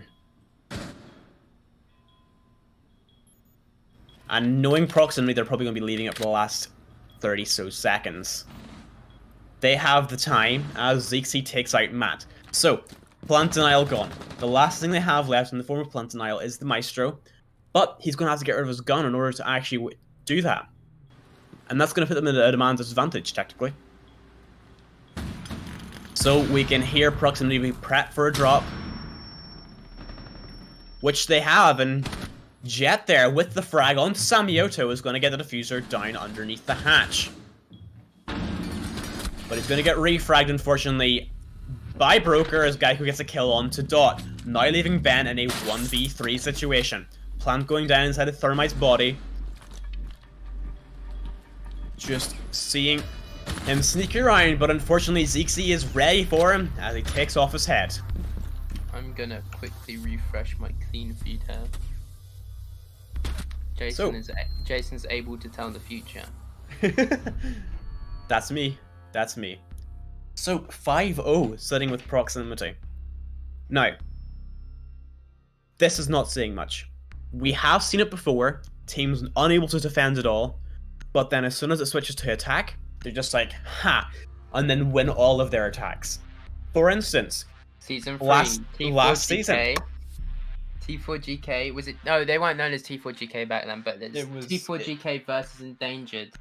7, what was it? 6? No, It was 6-0, and then it went 6-6, and then it was just 7-6. round after round until 8-7.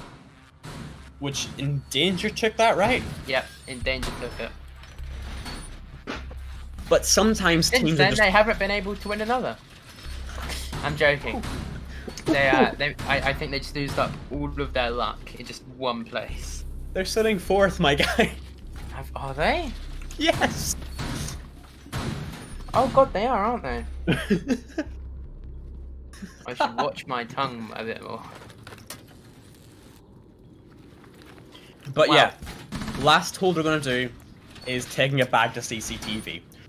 Playing the exact same strat as before. This is... Unfortunately, we're not seeing any real counters to the previous attack we've seen from proximity, which is pushing over from Jim across. We could have seen a roamer being played over inside of Jim, just trying to deny the time, maybe some mute jammers, which you might be seeing right now. We are seeing now on behalf of the mute, just wasting that extra time. Because time is key. Time is money. It is, it is. And money is the clear reward of this league. Some dollar. Hang on, why is that construction wall open? Was that done by Sledge? It wasn't reinforced, yes. It was opened by Sledge. Okay. Quite confused. Oh, Kurt just took a massive epic fail. Not sure how he managed that one. I think it was down by Ash on his way down. Oh, Ash is chasing after his prey. I feel so bad for Kurt. I know, I feel bad as well. Every round he's been opening kill, it's... He either It's gets sad. the opening kill or he is the opening kill. There is no in between. One Twitch subscription equals one saved Kurt.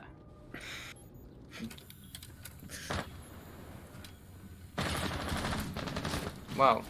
So, just ignoring Lolly's and I's delusions, sitting in a 4v5 situation here with 1 minute 30 on the clock. Once again, looking pretty good for proximity. However, they still have that roaming mute who's just being a thorn in their backside. Jet's going to get a kill onto Element.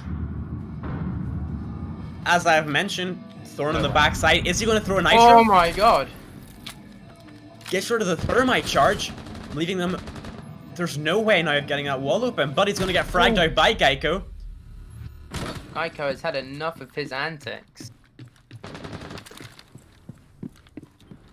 So, with the Havana pellets in hand, I'm going to attempt to get this wall open. However, there is holes above it. This might allow the likes of Ben to throw a nitro cell over the top and deny it, but he is stuck on white stairs. Thermite's going to get deleted though by Matt with that SMG-11, leaving him in a 3v3 situation. With 24 seconds on the clock, it's not looking particularly good for proximity. They really need to get something down. They haven't got Garage. They haven't even got Cash here, but Geico walks in, takes out Matt as he just walks into sight.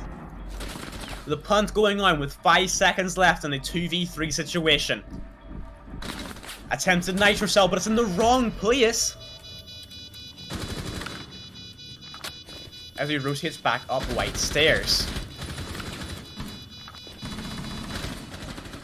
So, 2v3 with a plant down.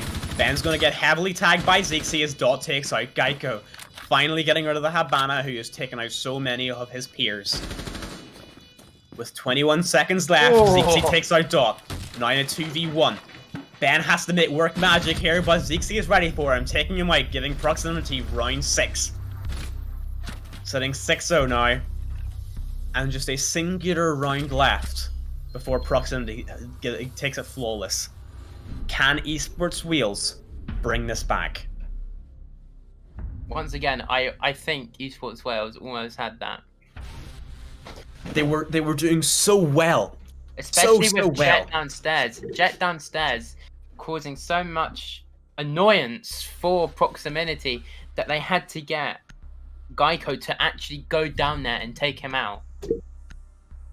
If only he won that gunfight, I'm pretty sure that would have been a different. That would have been a completely different round if they were able to take out Geico, because Geico was so important in getting that wall open, which allowed the sledge to push in and then take control of site, push down white, hold white stairs, and just get those rest of those kills. But now we're going to be. It does show that Esports Well is developing during the match. First time they went there, Jet stayed on site. He was able to hold them off, but he wasn't able to unleash basically his full potential. He was stuck behind the shield, inside a cache, maybe a bit on red, but he wasn't able to actually, get in there, take out a key figure. Whereas when... Oh, good night. What was that? Ah. Naughty, skin. Naughty. Skin. Naughty. You naughty man. Okay. Right, well, at least they had the decency of taking him out then. Fair Yeah, play. As I was saying, Esports Wales have been adapting their strategy. Of course, that time, Jet went out instead of staying behind a shield, and he was able to do a lot more. He was able to, cause trouble, waste time, even drag one of their players away from the attack. But we'll see how it develops now that they're on attack. Of course, all proximity have to do is hold this off for 2 minutes and 10 seconds. But with a man disadvantage here, can they do it? Especially losing out on a person as influential as a Maestro. I don't know, we'll have to see. We've seen proximity come back from worse. Oh, Jet has indeed spotted the Jaeger. Nice cam placement. What? Element? What? No! Just deleting dots. Oh, no. Well, at least it wasn't Kurt that fell this time. I know he fell now, but he wasn't the first. It might be breaking the cycle here. But now sitting in a 3v4 situation, we'll have to see what Esports Wheels are planning now. After losing both the Ash and the Habana, but Habana did get her job done, using her three pellets to open up 3 portions of the wall in the garage wall. Element thinking he can hear somebody above him. Unfortunately, just getting false information there.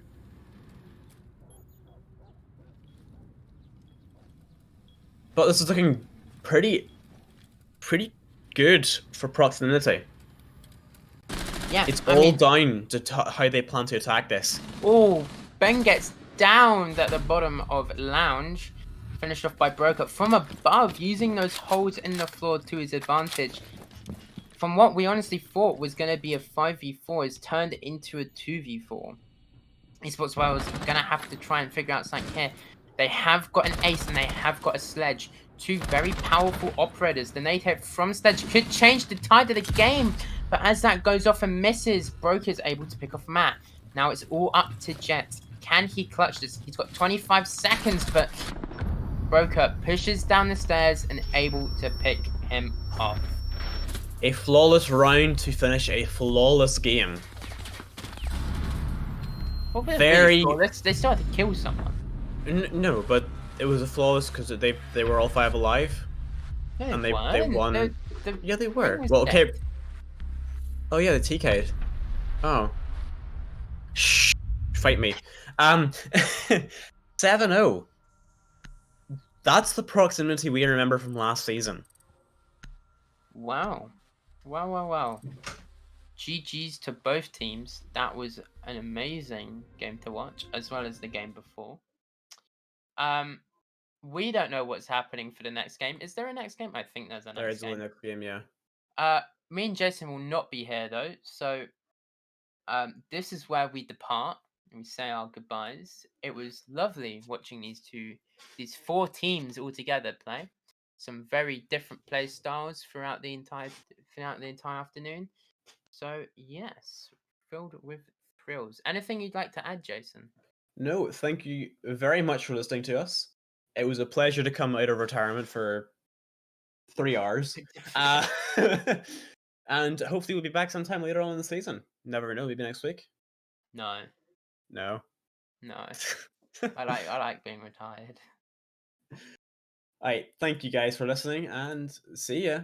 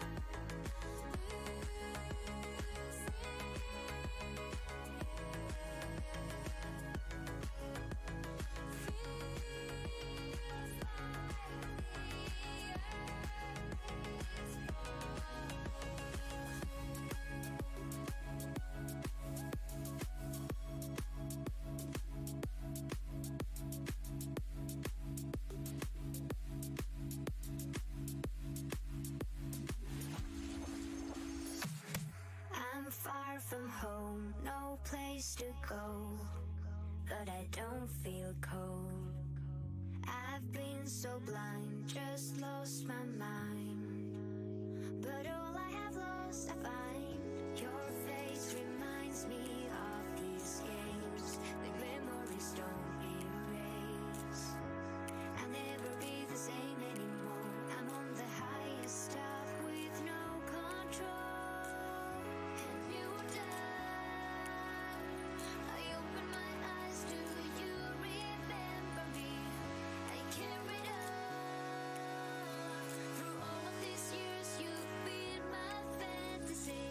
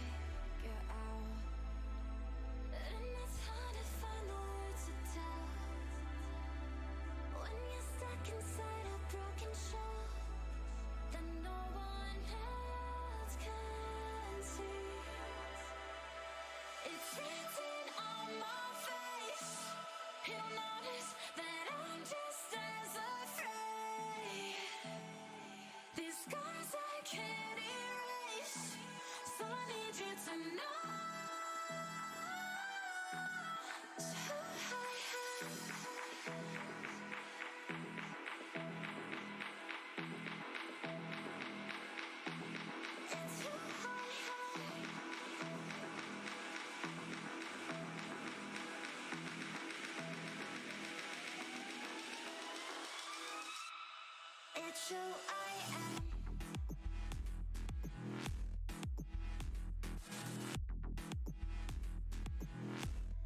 It's who I am.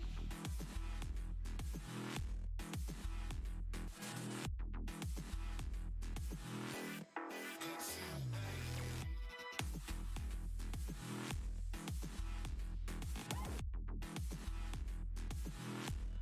It's who I am.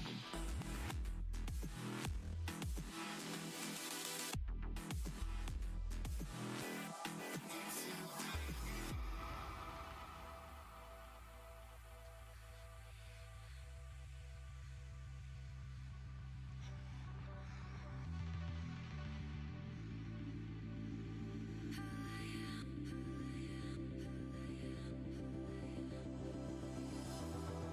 One billion reasons in the stars, in prison deep within my heart. It's written on my face that I'm just as afraid. These scars I can't erase, 'cause I need you to know who I am. Want you to understand. It's who I am. Want you to understand.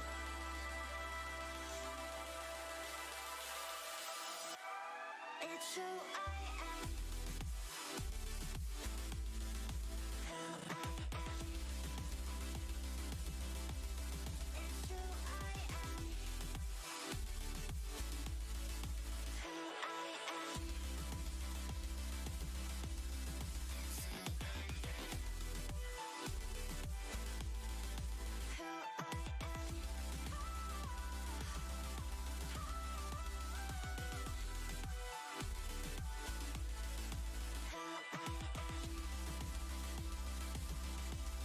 It's who I am. Who I am.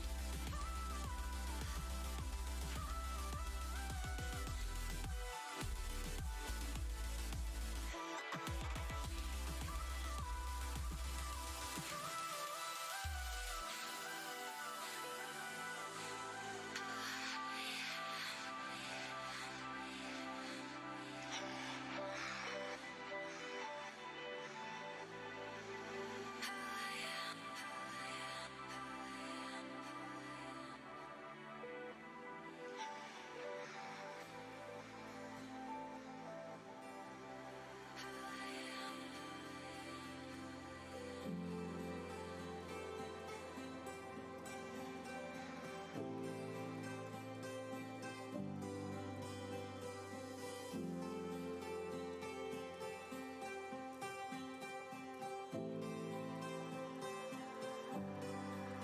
I know it's easy to get lost in yesterday,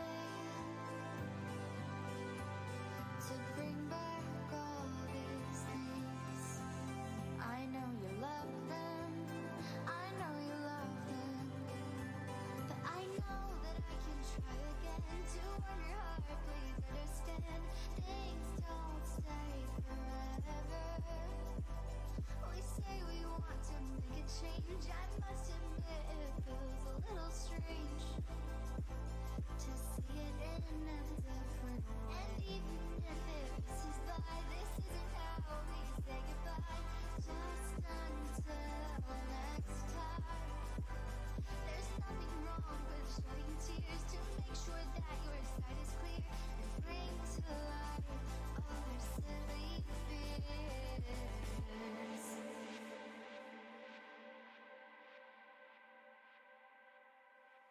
It's terrific. I'm so proud of you.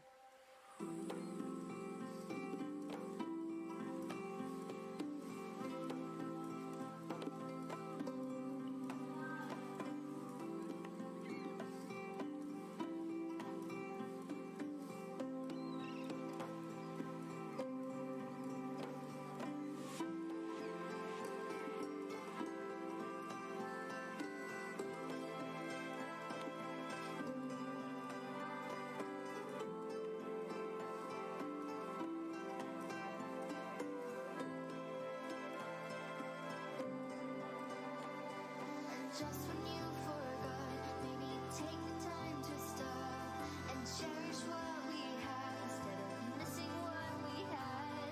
You only notice when it's gone because to satisfy what you long for. You will have to try again to fill your heart. Please understand, things don't stay forever. You know you've got to make a change. You must admit it feels a little strange to see it in a different way. And even when it passes by, that wasn't how you said goodbye.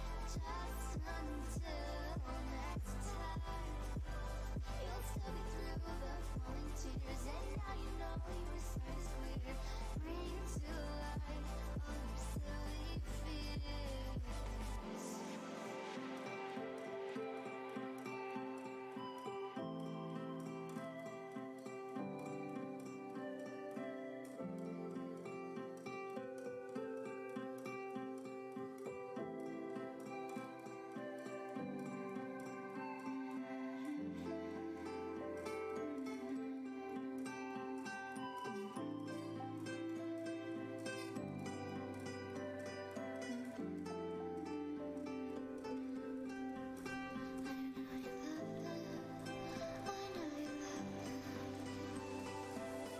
I was thinking that maybe when you get back, you could come with me.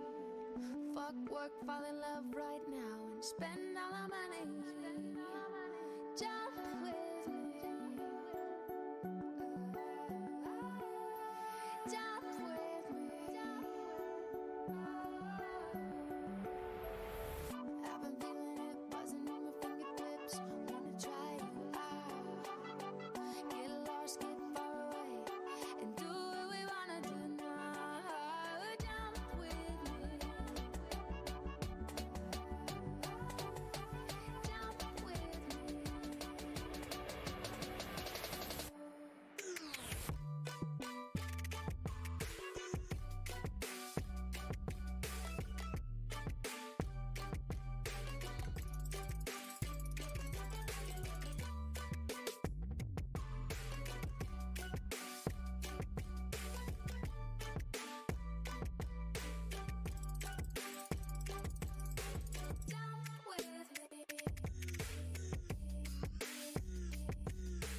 Jump with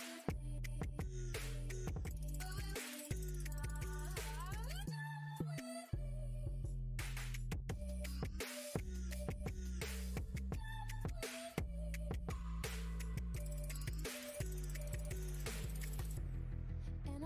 And I know the odds are always stacked against us. Even though we're young and trying to baby don't get no. And I know da.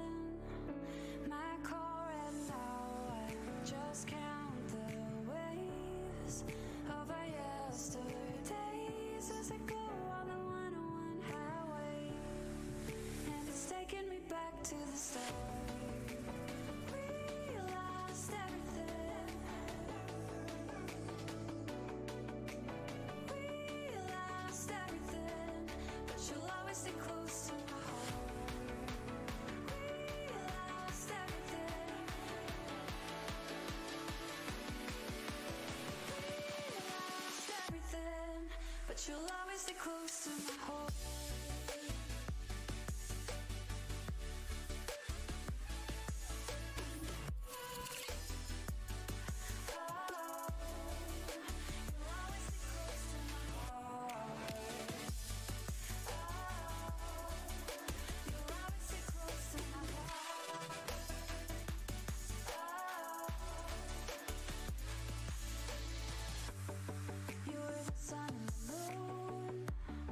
Spin me around.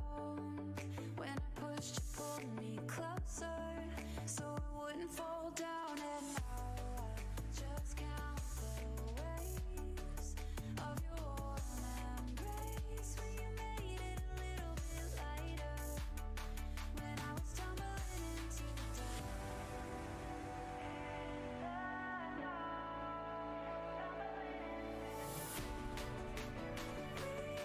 lost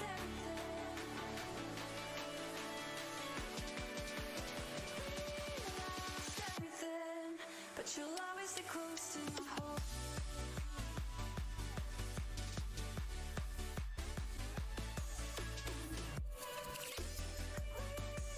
Lost everything, but you'll always stay close to my heart. You'll always stay close to my heart. You'll always stay close to my heart.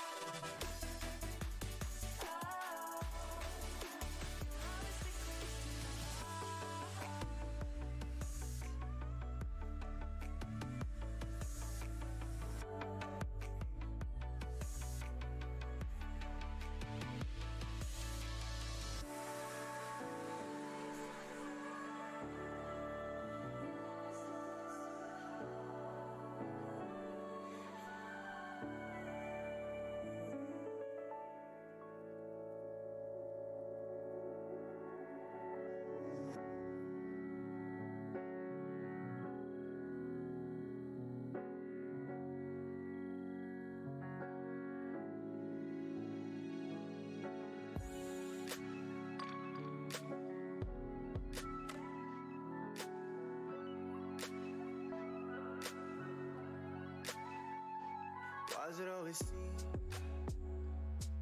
like I'm moving backwards? Caught up in a dream, everybody's actor.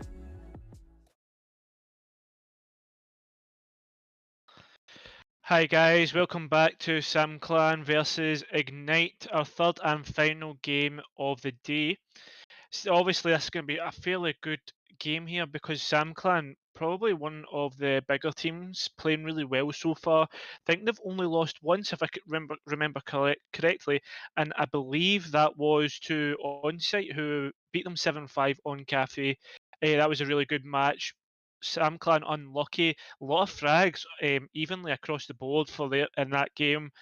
I think I casted that if I remember right, but like the amount, the skill and the gunplay and strat work by both teams was beautiful.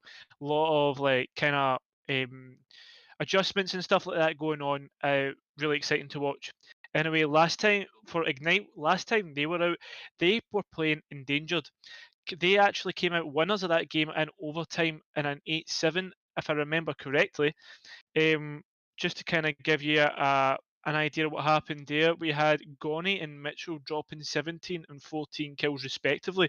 That's quite a lot. I mean, it shows you the kind of gun skill that they have in store. An unknown quantity as such, that team. Played well in the qualifiers, but just unlucky not to get through, but finally got through in the end due to other things happening on the league.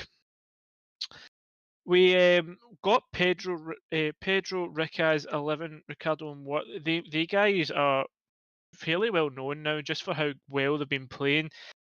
Just, I mean, if I was to pick a player that I would like that you guys should watch, sorry, I think it should definitely be 11. This guy has fragged out consistently. I think at one point, if I remember right, he dropped some crazy amount of kills, like that was like in the high end of double digits. So yeah, definitely be watching out for him. And in terms of like Ignite, if you're going to be watching anybody, you should be watching Gonny. 17 kills last game, already mentioned. I mean, the guy seems to be an absolute god with a gun, and hopefully we'll see a good game here. talking about game, we're going to move to map bands now. If we could get them up, I think we're going for a clubhouse. Going to be an interesting match. Fairly common map to be played on this game. Yeah, and like especially in Reflex, we've usually seen Oregon or Club, but today obviously it's going to be Club.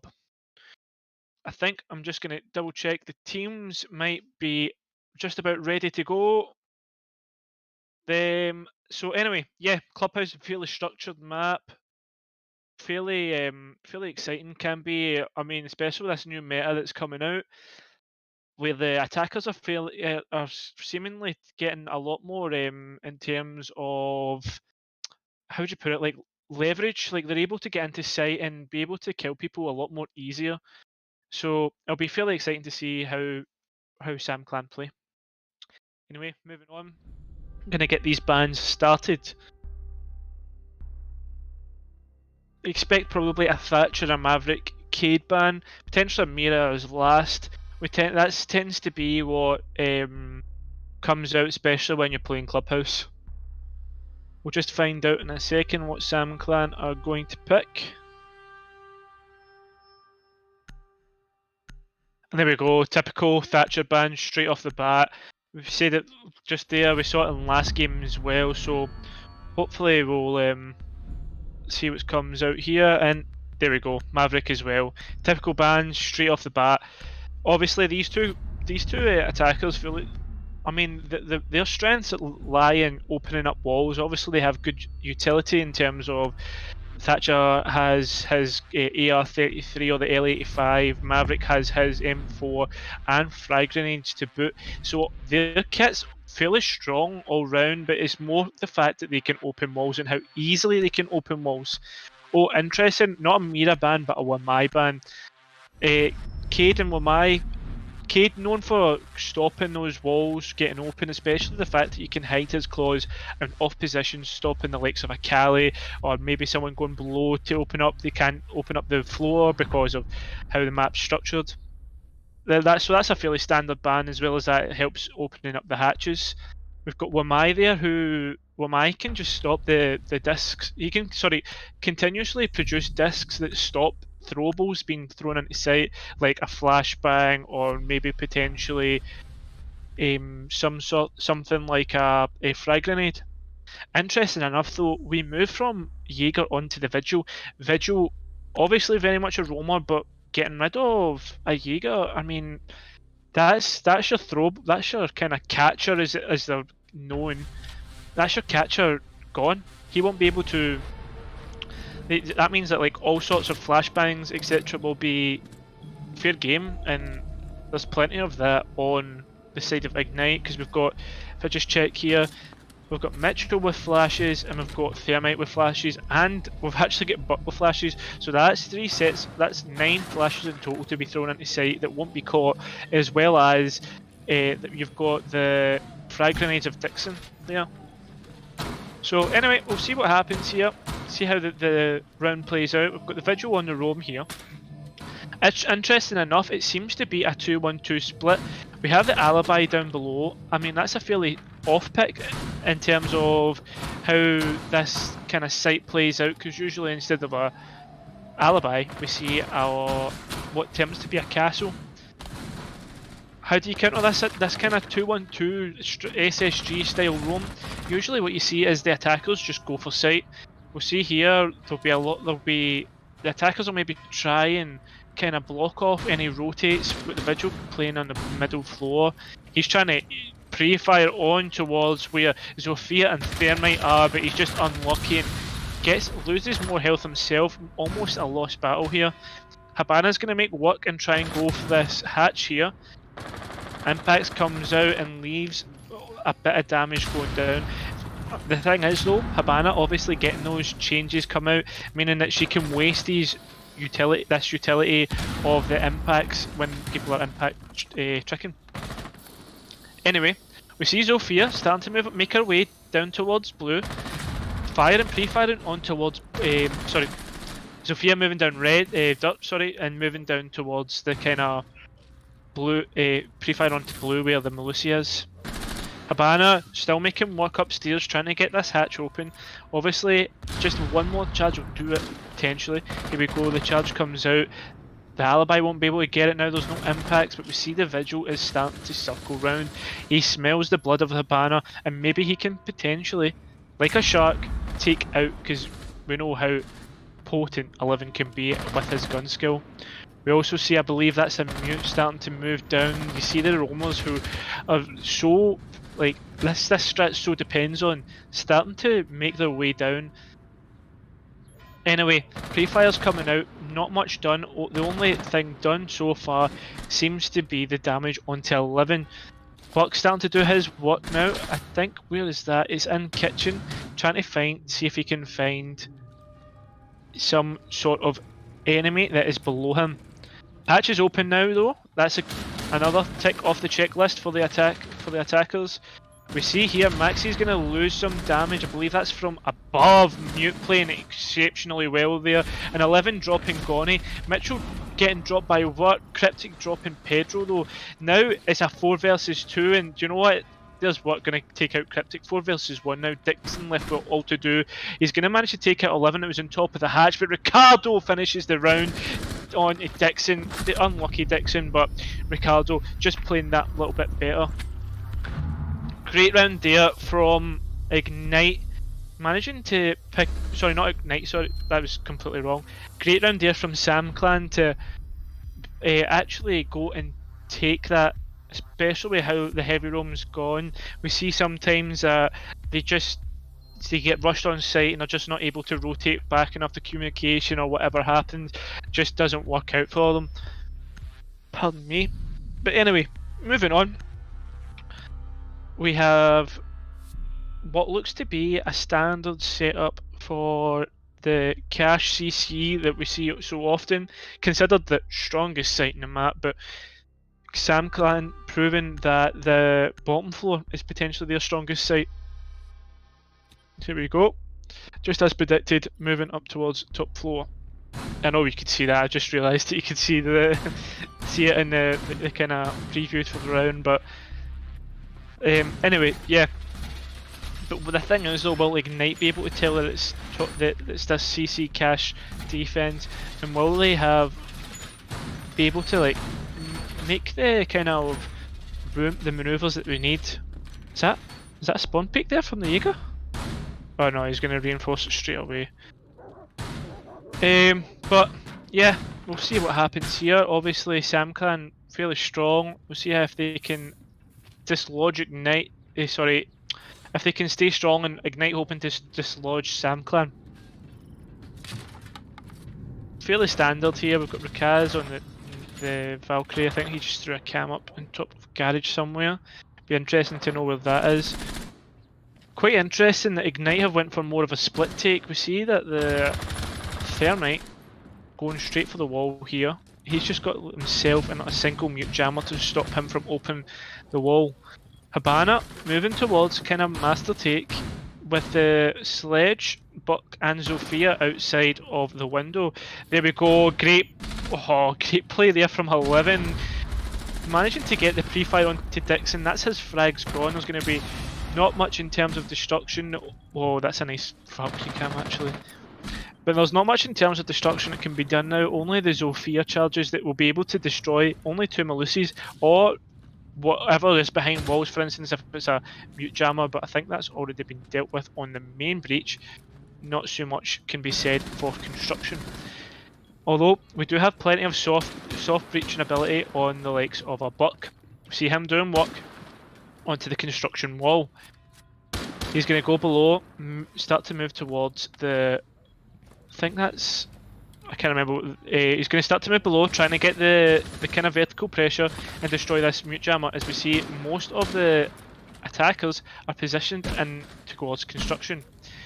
Maxi is going to rotate round towards the construction push to support his teammates. Habana's going to start to do work. Zofia taking out the shield of the Melusi, or sorry, it would be Smoke's shield, but the Zofia's taking out the shield that the Melusi was behind anyway. lot of pressure here from the defenders. Oh, 11's going to get taken out from Gonny that was below there. Great vertical pressure from him. The Valkyrie just tricking away here as well. That, oh, great pick there from Gonny as we see Ricardo trying to rotate down and take out the player below, dropping him to very low HP. Rikaz though, on the other hand, going to get a refrag onto Cryptic, and what are you doing, Mitchell? Just running in, and there we go. Rikaz is just going to keep doing what he's doing and just shut him down. Although, Gonny putting pressure on towards Red and going to rotate into Garage. He's going to try and get, I was about to say, he's going to try and get a kill onto the smoke, but he is not, and there we go. Rikaz is going to finish off the round. Well, very well played from Sand Clan, very patient. Yeah, just, there we go. Yeah, very patient from Sam Clan, playing really well there.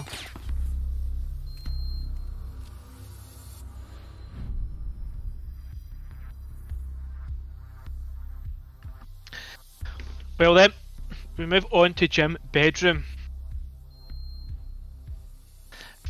Considered more a tertiary site here.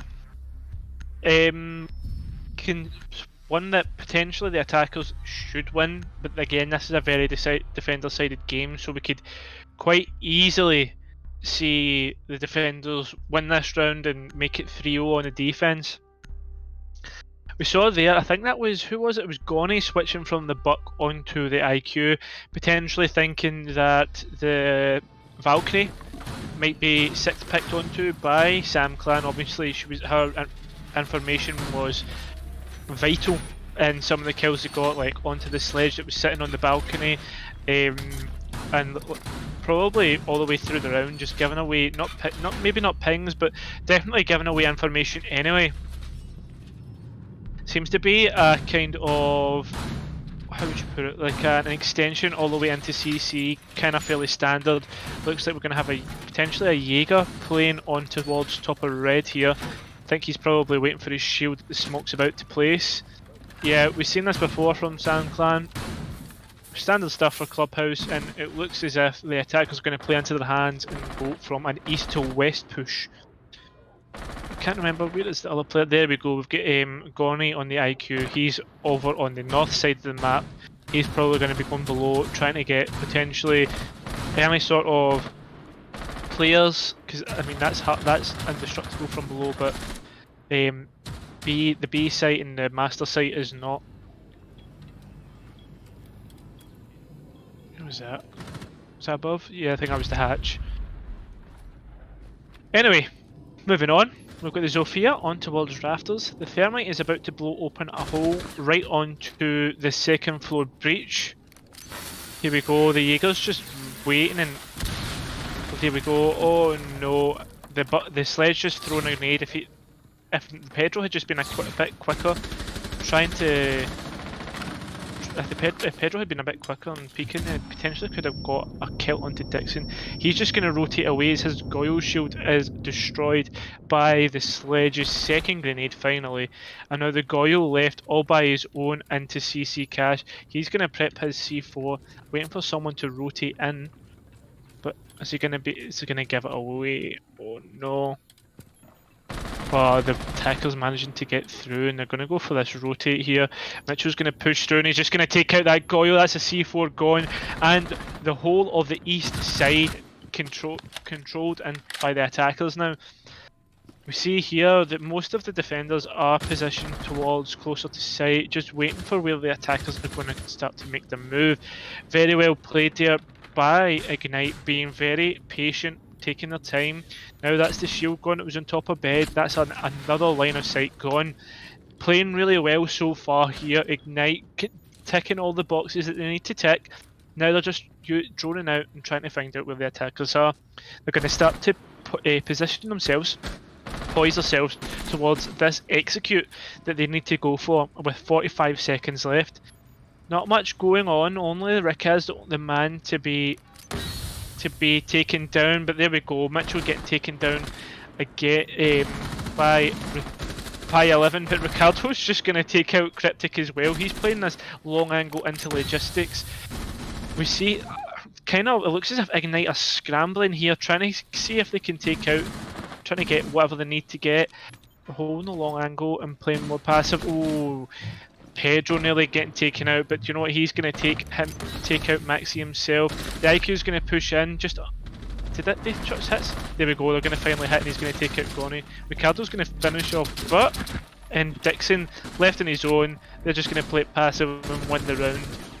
Sam Clan won round 3. Fairly well played from them.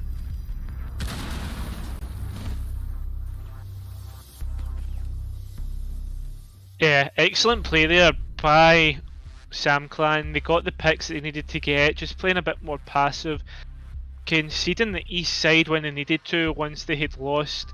I think it was Rikaz that was on the Goyo, I'm not too sure. Just once they had lost Rikaz, or like, right, you guys have east side, we'll just wait here and you can come and storm our blockade. That blockade obviously stayed strong, and they played very like towards that last 5 seconds, realised we don't need to go for the kills, don't need to feed this sledge of Dixon, and they just won the round. Very well played from them. Anyway, we move on back to the bottom floor as the 3-site rotation has finished for this. Last time we saw a fairly strong Roman setup. Don't think we see that again, as we don't have a vigil. Probably more site orientated, more of a turtle, potentially 1-player Roman. I'd imagine it'd be the 11, but we have what? Who's making his way upstairs? Ah well. Anyway, we move on. Sam Clan playing well so far. We'll see what the attackers plan to do. Ah yeah, there we go. 11 upstairs playing towards the lobby. Couple bullet holes towards the garage entrance. Now it looks as if it's going to be a strip take here from the attackers. Oh, maybe not. Is it going to be top down?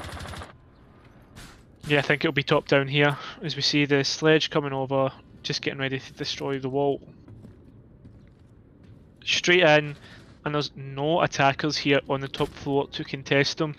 The only kind of Roma we've got is the Jaeger, who's playing kind of shallow Roman on top of the blue stairs. So hopefully, because of the way they played last time, they'll be hoping that they are able to waste time. 2 minutes and 10 seconds gone. That's already a fairly amount of time wasted by the roamers and the defenders, as nothing seems to have been gotten done apart from obviously them popping that hatch, but I don't know what that was for. There is still a drone below. That's going towards kitchen, seeing if there's anybody in there, but no one has found 11 here. He's still shallow roaming and just playing this passive angle. Cryptic though, he's going to move in towards garage, taking his time and making sure that no one picks him up. Don't know. Is he gonna know there? Oh, he's gonna see eventually. He's gonna see 11. So here we go. We're gonna get ready for the gunfight that's about to come out. Oh, 11 just peeking, and he's just gonna rotate away. That's well played from him. 1 minute and 20 seconds gone, but at least the attackers have done some sort of kind of leverage on site. They managed to open up the kitchen hatch, a fairly massive point of contention there, and obviously the dirt is opened as well by the thermite. So it looks to me that it's going to be a kitchen slash dirt push by Ignite. Kitchen slash dirt push, fairly strong, fairly standard. We see it quite often here. Looks like Goni is going to just pre-fire down, trying to get this echo drone that's hidden under the, what looks to be, I think it's underneath. Try to see if I can find it. I think it might be under the kind of like bookcase or whatever it's called. 11's going to manage to pick up Cryptic. We saw them pre-firing towards, that'll be towards, and there we go, it's just kills on kills. 11 managing to get, where's that? Onto the hatch? Oh no. And I think it was a C4 as well. That's great play from them. The sledge is going to drop, and 11's going to drop the sledge. The diffuser's down. Goni's is left. He's in church. He's going to move in. Is he? Oh, he's walked completely past the echo. He's going to go in. He's going to pre-fire. Oh no! He doesn't know where the echo is. Oh, Goni. Just if he'd known where the echo was, he could have just killed him. He walked right by him. Oh no! Kill what a way to finish the round. Sam Clan can count the lucky chickens anyway. That's just so unlucky.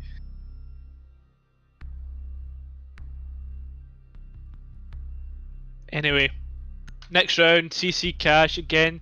The 3-round rotation is gone. Be interesting to see here what is happening. Again, they've moved off the buck and went towards more of an IQ instead.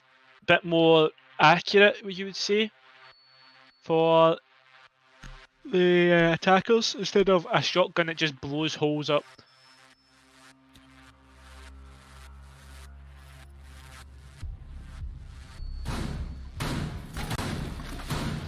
Anyway, I digress and we move on towards the CC cash hold. Fairly standard stuff again. I think it's actually the same lineup we saw before. Looks as if the only kind of heartbeat scenario is the mute that we see coming out.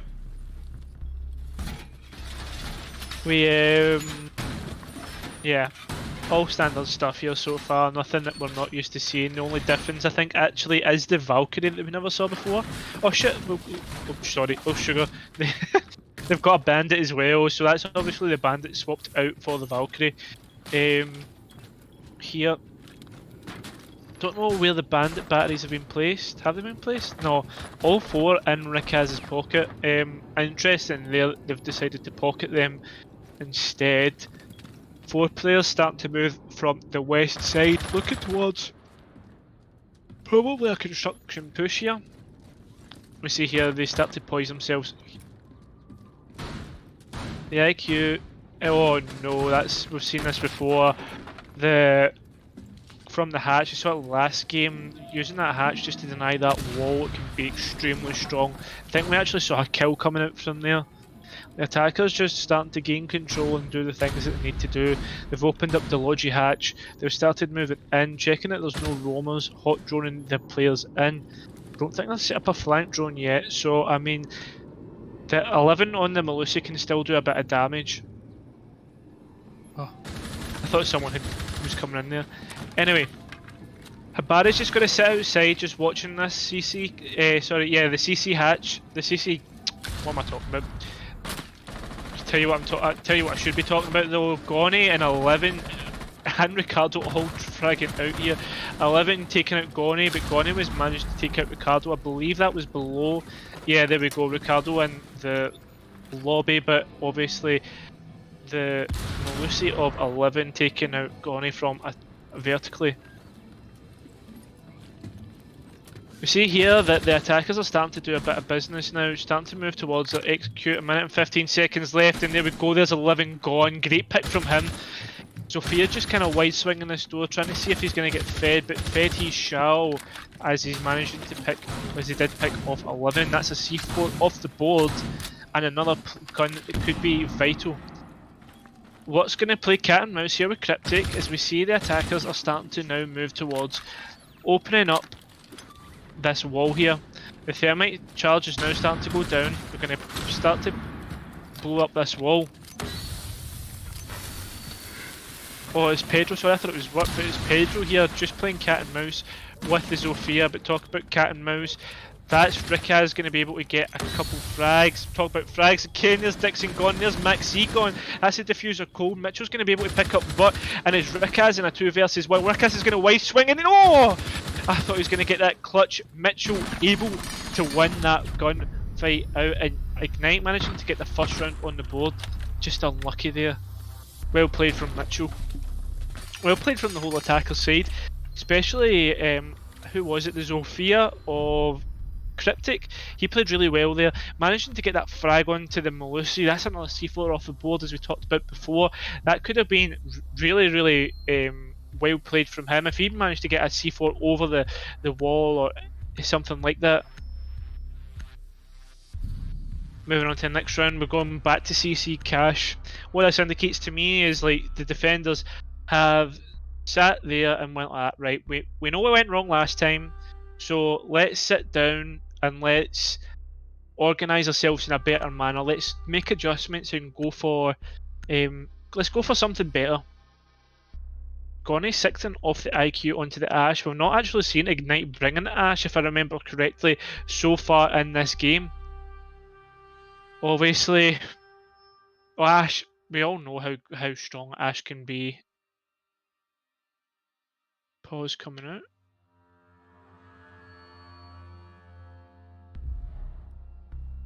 Oh, Gonny seems to have disconnected here. We'll just quickly go to a quick break while he comes back, and we'll try and get the round started as quickly as possible. Sorry about that, guys.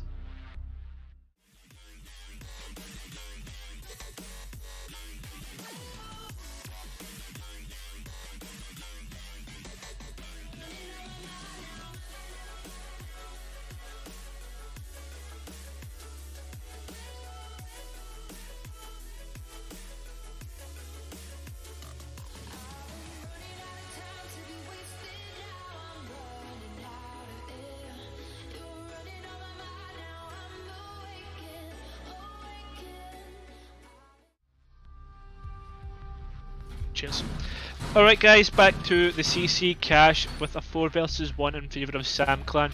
Ignite needing to get this round on the board, so it's a standard split. We now have almost I think it was the same setup last time. I don't think that all defenders are on the same operators, but the attackers, though, the only difference being the IQ. Instead of the IQ, they went for an Ash, more fragrant operator, obviously well renowned within the Rainbow Six Siege community for play on the Ash, but for some reason I don't know what happened there.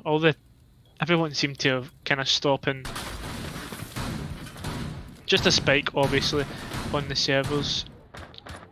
We move from west to east again from the attackers, going for this kind of control from taking half the map, kind of cutting it in half so that they can somehow move this control into a round win. Did it last time, getting the first round on the board, so we'll see how it goes. Again, no sort of kind of pressure back here from the defenders. The Zofia and the Habana are just going to move straight in and start to take control of construction, which is almost given away. We do have, though, the Melusi down below, just kind of holding on and playing passively. Maybe a late flank to come out from her and come up the back stairs of main, potentially get a kill. Zofia's going to drop below though and take out 11 straight away. 11. We said that Melusi could potentially come for a late flank, but she won't be doing that much anymore. We do, I think, was that a Jaeger? Yeah, the Jaeger's just rotated off to the back of red. Obviously knows where the Zofia is. Zofia stopping any late flanks coming out. There we go. Gonny is managing to take out Rikaz. Where was that? Don't even know where that who he managed to take out there. Obviously the Rikaz on the bandit, but I don't know where the body or the corpse is. Oh well. Anyway, moving on. The Thermite's going to manage to take open the construction wall, and there's a minute and 15 seconds left. That means that the attackers can start to flex their muscles, start to move towards and poise themselves towards this execution we always keep talking about every single round. The execution, obviously, what is needed to get the diffuser down and win the round. Again, I think that's Pedro. Yep, Pedro managing to get the kill onto Gonny. This place that he played last time, great skill with the SMG11. That's Gonny on the Ash gun, a gun that has been running so hot all game. As you see, he's on 5 kills so far. We do have a Jaeger playing a really interesting angle below, but he's not going to be playing anymore. As we see that the Zofia is going to manage to take him out. That's the Melusi going, and now the execute comes out. He's going to try and take out Zofia, and Zofia is going to be took down to 1 HP. What, the only man left, and there we go. The sledge of Dixon going to take him out, and now it's a 4 versus 2 split, pretty standard. It looked worrying the first 4 rounds because of how strong Sam Clan were playing. But now Ignite managing to get themselves together a couple rounds and now making a standard split, which is very winnable coming into these next 6 rounds. potentially could be 6 rounds. It just depends on who wins what rounds and who plays well. Interesting here, we're going to Church and Arsenal. It looks to be a fairly standard setup again. I mean, Mozzie potentially an off pick. Oh, I thought Maxi was about to go to the vigil there, and that was going to be our SSG style roam, but no, it's going to be a Valkyrie. Obviously, them looking for some sort of information that they need.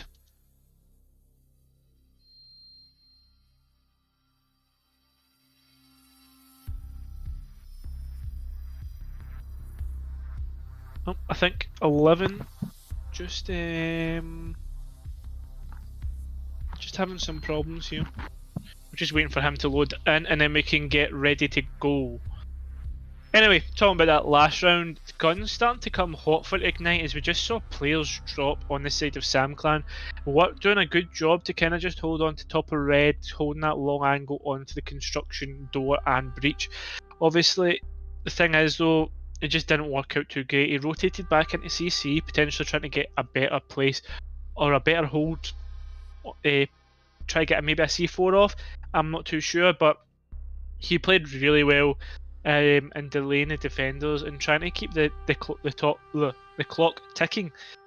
Unfortunately for him though, we had the Zofia below just kind of putting pressure on, managing to take out the Jaeger of, I believe it was 11. Yeah, no, it wasn't. That was the Melusi of 11 who played passive and bar, but just got taken out by Cryptic.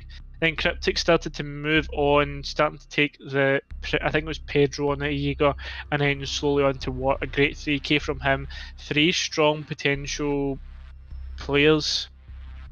Three strong potential kind of players that could have made a great effect onto the game, but shut down quite early. Finally, we get onto the round here. Obviously, 11's computer's just woken up or something of the likes, and we move on to the next round. Sorry, that's a terrible joke. I should actually be ashamed of myself. But we move on. Looks here, we see the Valkyrie and the Melusi going to get the hatches. Don't know if they two will be roaming, and is that them? The Mozzie as well is upstairs. I wonder if this is going to be a 2-1-2, but I'm not too sure if that's the case. Oh, fairly interesting here. What's the Jaeger going to do? Surely not. Oh, he's just unlucky there, no one spawned. That could have been absolutely awful.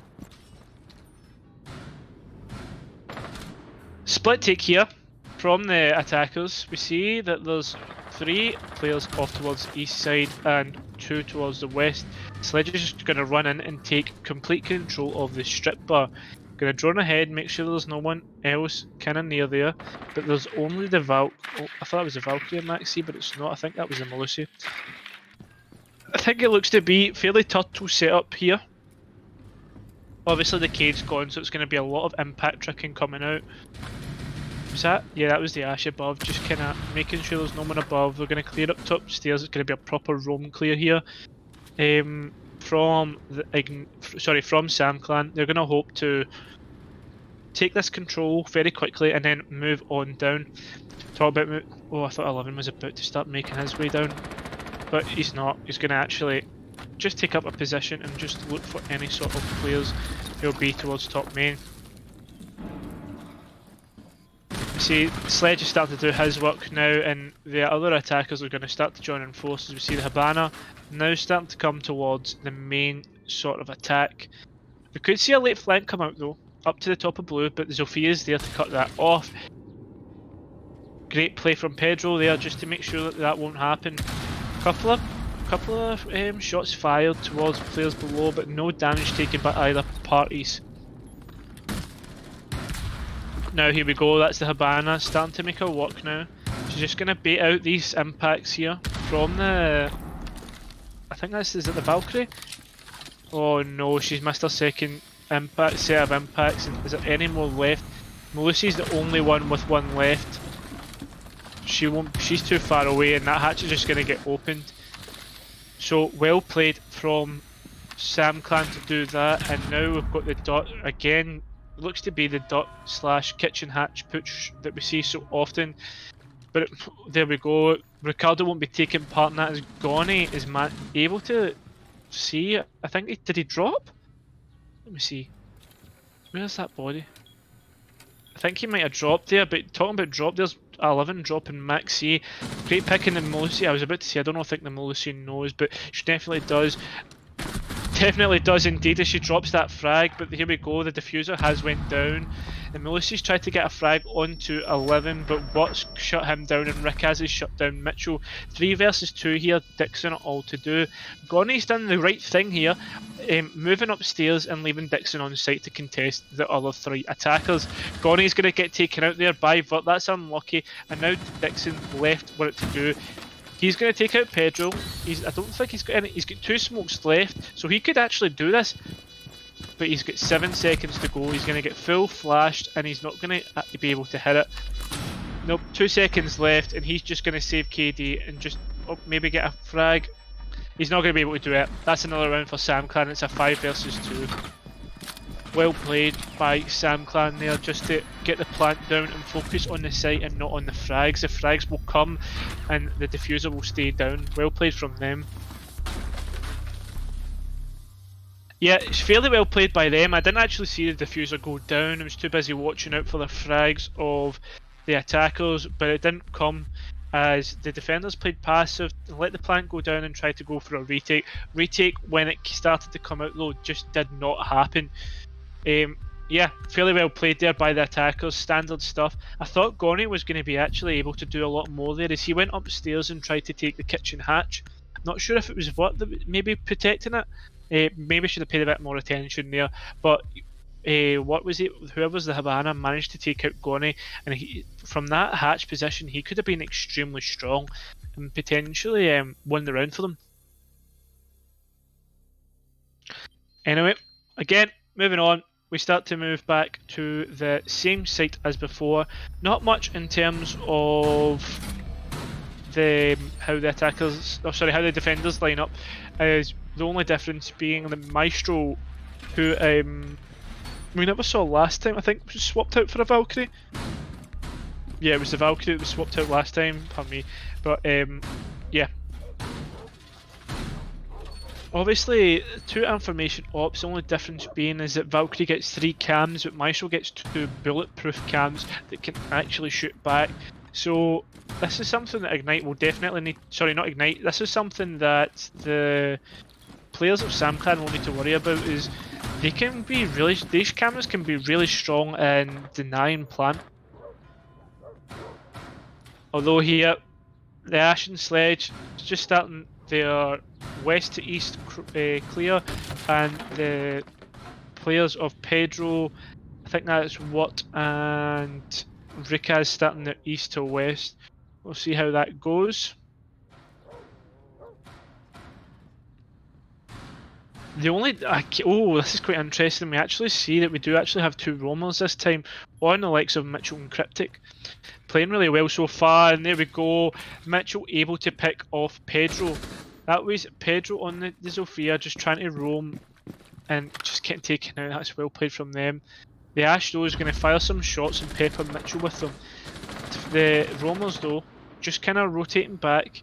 Will they actually hold any angles as we see 11 start to get hungry for those frags and try and get the refrag? A minute 50. We'll see how this goes. A player down, make that 2 though, is Cryptic's able to take out Ricardo on the sledge. Great operator to get rid of, as the sledge can open up so many holes and so much vertical pressure. He can drop these frags and take out players that may be unsuspecting of any frag grenades coming their way.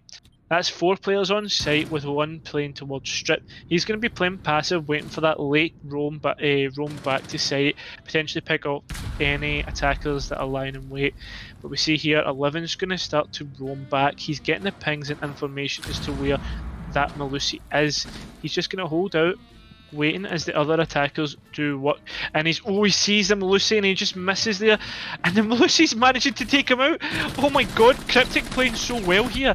Managing to take out oh my god, that's another 3 kills he's got this round. Can he finish it off with a quad? And oh no, the ace of Rikaz shutting down Cryptic, leaving him in a 1 versus 4. Oh my god, what a play.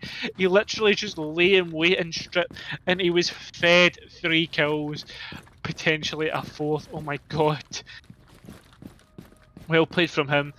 Anyway, Rikaz, 30 seconds left on the clock, 1 versus 4. A lot to do here, especially with Ignite playing passively and waiting for him to come this way. Probably got some information. Rikaz does have a drone. Oh no, the Maestro looking the exact wrong way, and oh, he just misses Mitchell. Unlucky there from the Rikaz. He did well to take out the Maestro who was looking the wrong way, but Mitchell just taking him out and winning the round. So far here, we could definitely say it's been a good game. 4-2 split in the first half. Obviously, Sam Clan taking the first 4 rounds. Probably feeling a bit unlucky not to take the last 2 as well. But Ignite, fair play to them. Managing to get those 2 rounds on the board. Playing well, their guns starting to come hot. Now, they adjusted. They knew exactly what the Sam Clan boys were going to be doing when they came to attack the second site. They knew what they needed to adjust. Sorry, the second attempt on that site. They knew exactly what they needed to adjust, and they moved the Mitchell and Cryptic up top and started getting them to roam. Those frags coming out and able just to shut them down fairly easy. I mean, always at the same time, I say this fairly often. I'm starting to become my saying. You can put as much strategy as you want, but if you don't win your ones, then you won't win the round. Anyway, here, interesting enough, we see them put holes across these 2 walls. I don't know if that's for kind of any sound like kind of disparity, but doesn't look as if we're going to be reinforcing that at all. And there's not much in terms of any wall denial apart from this mute, who I think has roamed away. Or no, he just went down towards the bottom of garage here, putting his mute jammers down. Are they not reinforcing that wall? That wall can be huge if it's left completely open. I think that is Gonny just spawn peeking, and there's Maxi just getting down, I believe, from a pre-fire of Pedro. Yeah, it's Pedro that's pre-fired. They're going to go for the pickup here. Oh. And I'm not going to get that information, but at least that's Maxi dropped down to 20 health. Very well played, and that could be, again, detrimental in the later rounds. Anyway. You've got Mitchell who's roaming over towards the bar. What kind of angle was that? Oh right, he's just kind of get an angle over the bar wall. I've never seen that before. Into kind of towards stock, where the wall's kind of been broken open by, I believe, either the mute or the smoke. Main breach open as well. Another, again, check off this renowned. Another tick on this renowned checkbook that they've got to keep ticking off. And they're going to start to move towards, not maybe an execute, but potentially just making sure that they're getting themselves ready for it anyway. Mute's going to be playing off a shield on top of red. I'm still bewildered by this wall. This can be, I mean, I know they get the long line of sight, but look, here we go. Will we see a living get damaged by it or be able to utilise it? Nope. Unlucky there from Gonny, not able to get the frag here. But there's, talk about frags, Pedro finally getting his and taking out Maxi. Nearly finished him on the first time round. Is that, do they know that the smoke's on the rafters? I think they do have the information there. So now that smoke can't get up. If he gets up, Pedro's going to be there to pounce on him, and that'll be a big loss of utility.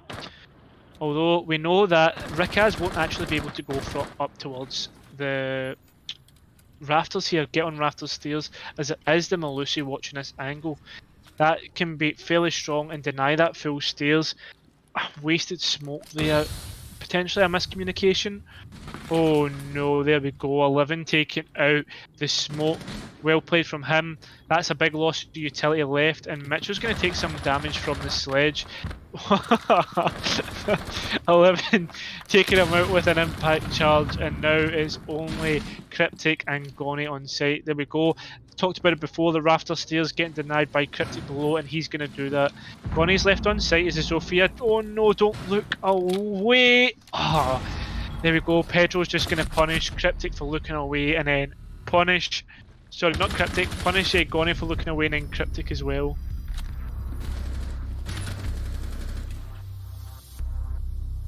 Well played from Sam Clan. Bush moving, oh, apologies. Moving them on to match point. Sam Clan being so dominant and well played so well this game so far. It's been unfortunate for Ignite. They put up a good showing, but just not being able to finish out the rounds.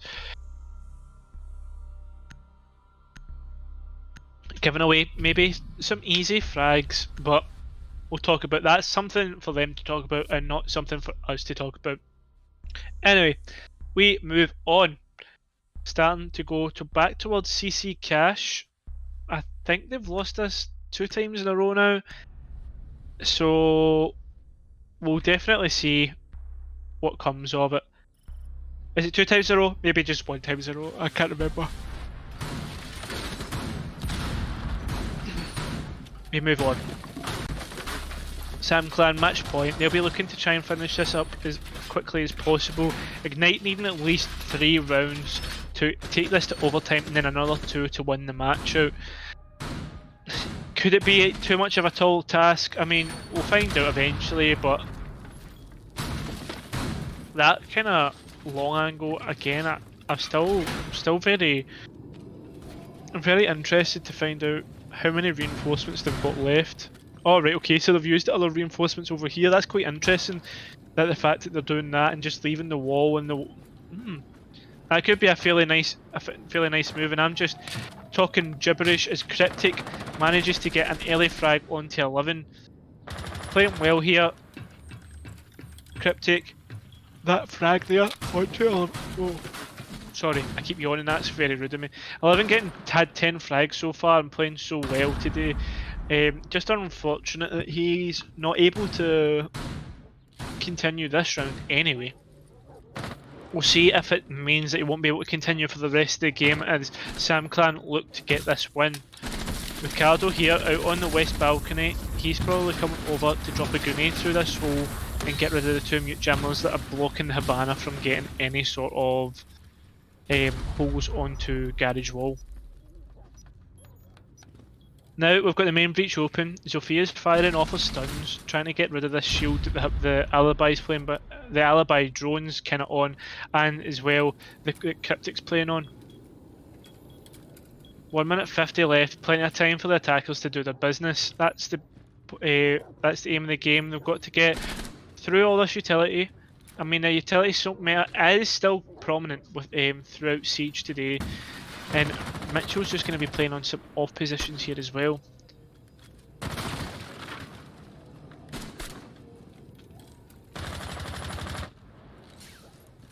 Yeah. Looking at how the attackers are lining up, looks as if it's going to be a main breach push. Obviously we've got a kind of Rikaz almost standing in the middle of nowhere. If he gets caught out, this could be really bad for him, and that could be the diffuser going cold. Minute left and not much being done by the attackers now. Oh, I say not much being done, but there we go. There's Work just coming straight in, and he's going to get a frag. Gonny's going to shut him down, and there we go. Mitchell's going to get the frag onto Work. Dixon's going to get the frag onto Ricardo. Rikaz left on his own. 1 versus 3. Gonny with a little bit of health left. Mitchell playing in construction. Maxi just... Oh, he just looked away at the wrong time. Rikaz, no. 6 versus 4. 6-4 now in favour of Sam Clan. The Ignite comeback may be on. They're starting to come alive here and playing really well. But if anything can be said, it always takes them the second time to win the site that they're defending. So potentially could be detrimental. 2 rounds left, and Ignite don't have any room for failure. The margin of success needs to be high. They swap out the Valkyrie for the Maestro here. Obviously, that's how they won it last time. So we're going to see how that plays out. This is the thing, though. These boys got it all to do. Sam Clan playing well, but you know what? Ignite are starting to come alive here, and let's not take it away from them. They're playing really well, playing some unusual kind of long angles. They're going to need to bring out something here, try and catch the attackers off guard. Let's hope they can keep it going, get this round on the board, and then bring it to 6 versus 5. It's all a game. It's a game of momentum. The momentum in favour of Ignite so far. So we'll see how it goes. Hopefully Ignite can manage to get this win. Remember last time when we were on this site though, we did see Mitchell and Cryptic playing really well on the roam. Look, here we go. Mitchell coming up to support Cryptic. I don't know if he's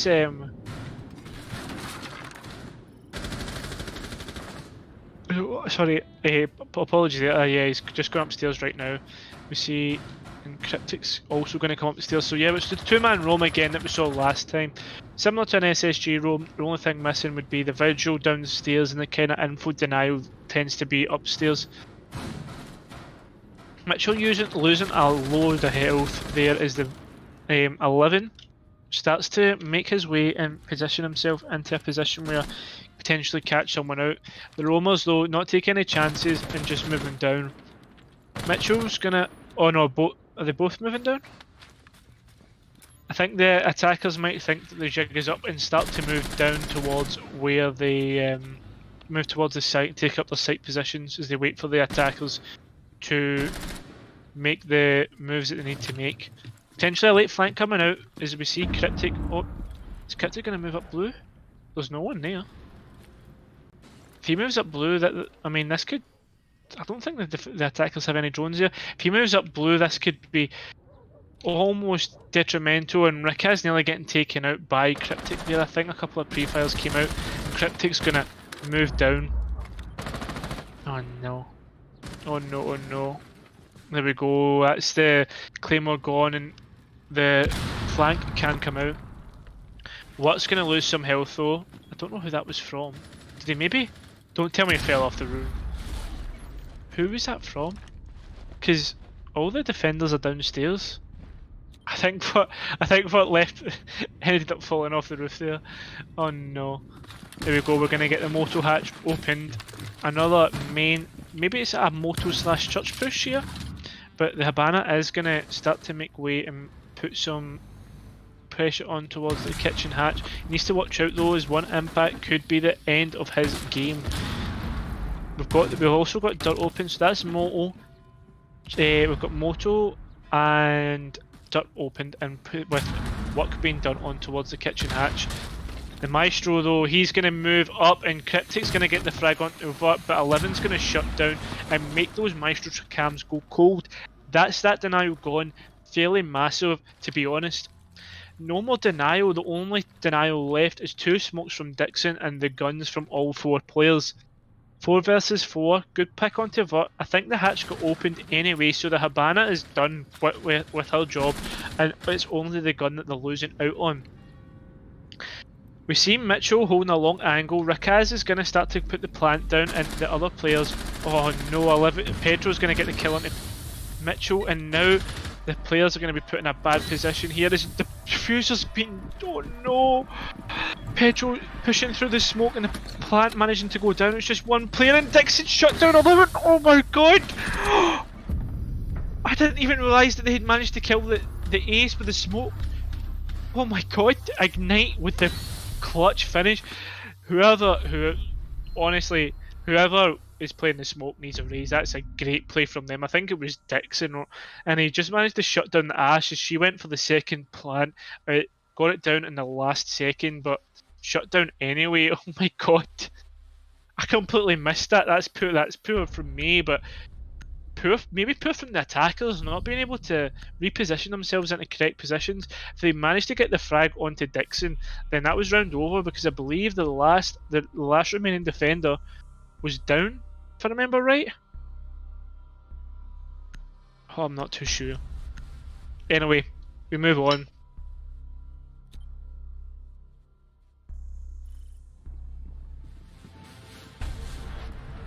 Anyway, yeah. So we're now going and seeing for the first time a bedroom and gym defense. We said before that it's taken Ignite 2 times to win every round, apart from the last time, whenever they've kind of played a new site.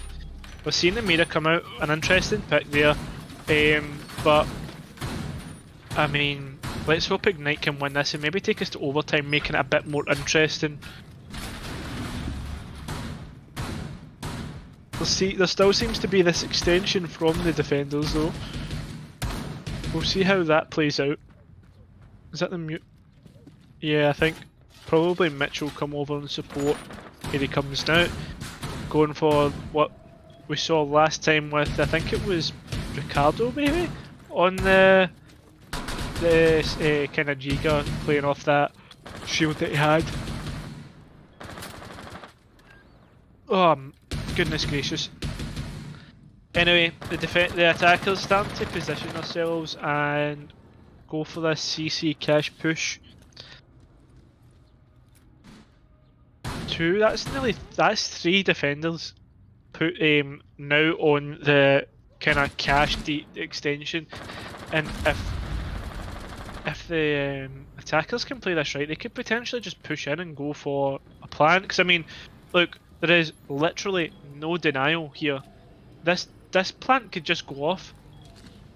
I mean, they can get potentially a long angle here, but if this is scouted out right, this could be game over. It could be GG's.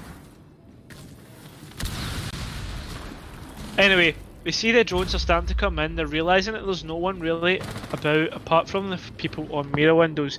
The 3 players are over towards the east side, main breach open, with the ace holding a long angle here, making sure that no one's able to potentially get onto the CC window and deny anybody on the balcony, getting any easy frags or the likes. 3 players positioned outside of the jacuzzi barricade. The mirror, the only one defending, but she's going to down what? Great pick from her. Picking off Ricardo as well. It's a bit risky the way they're playing this, and there we go, there's 2 down. I'm sure that the thermite is going to be confirmed soon. Oh no, you just seen his leg. Anyway, looks like we are going for this overtime game. It is now a 3 versus 2 in favour of Ignite. I was a bit worried at the fact that they had left most of the site open and I'm just kind of playing for a retake or something similar. We've got, I believe, the Ace on the top floor, Zofia on a jacuzzi balcony, and now the Ash on the balcony outside of gym bedroom. Not looking healthy here for the attackers. Fairly strong defense so far from Ignite. I said that they usually takes them 2 times to win a site, but this doesn't look to be the case just now.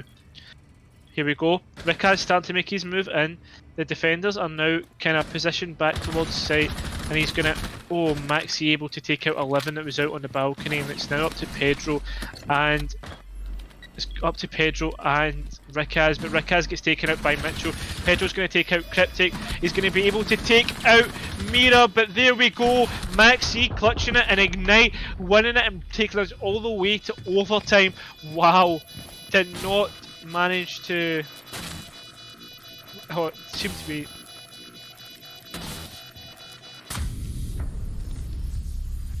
Sorry, I think SoundClan thought it was a draw there, but no, we're going all the way to overtime here.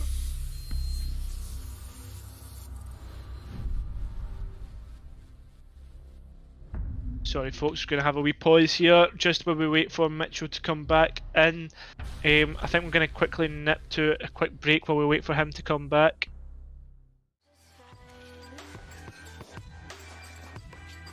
Because I cry your eyes, you say that it's you, not me. Baby, now that I am free,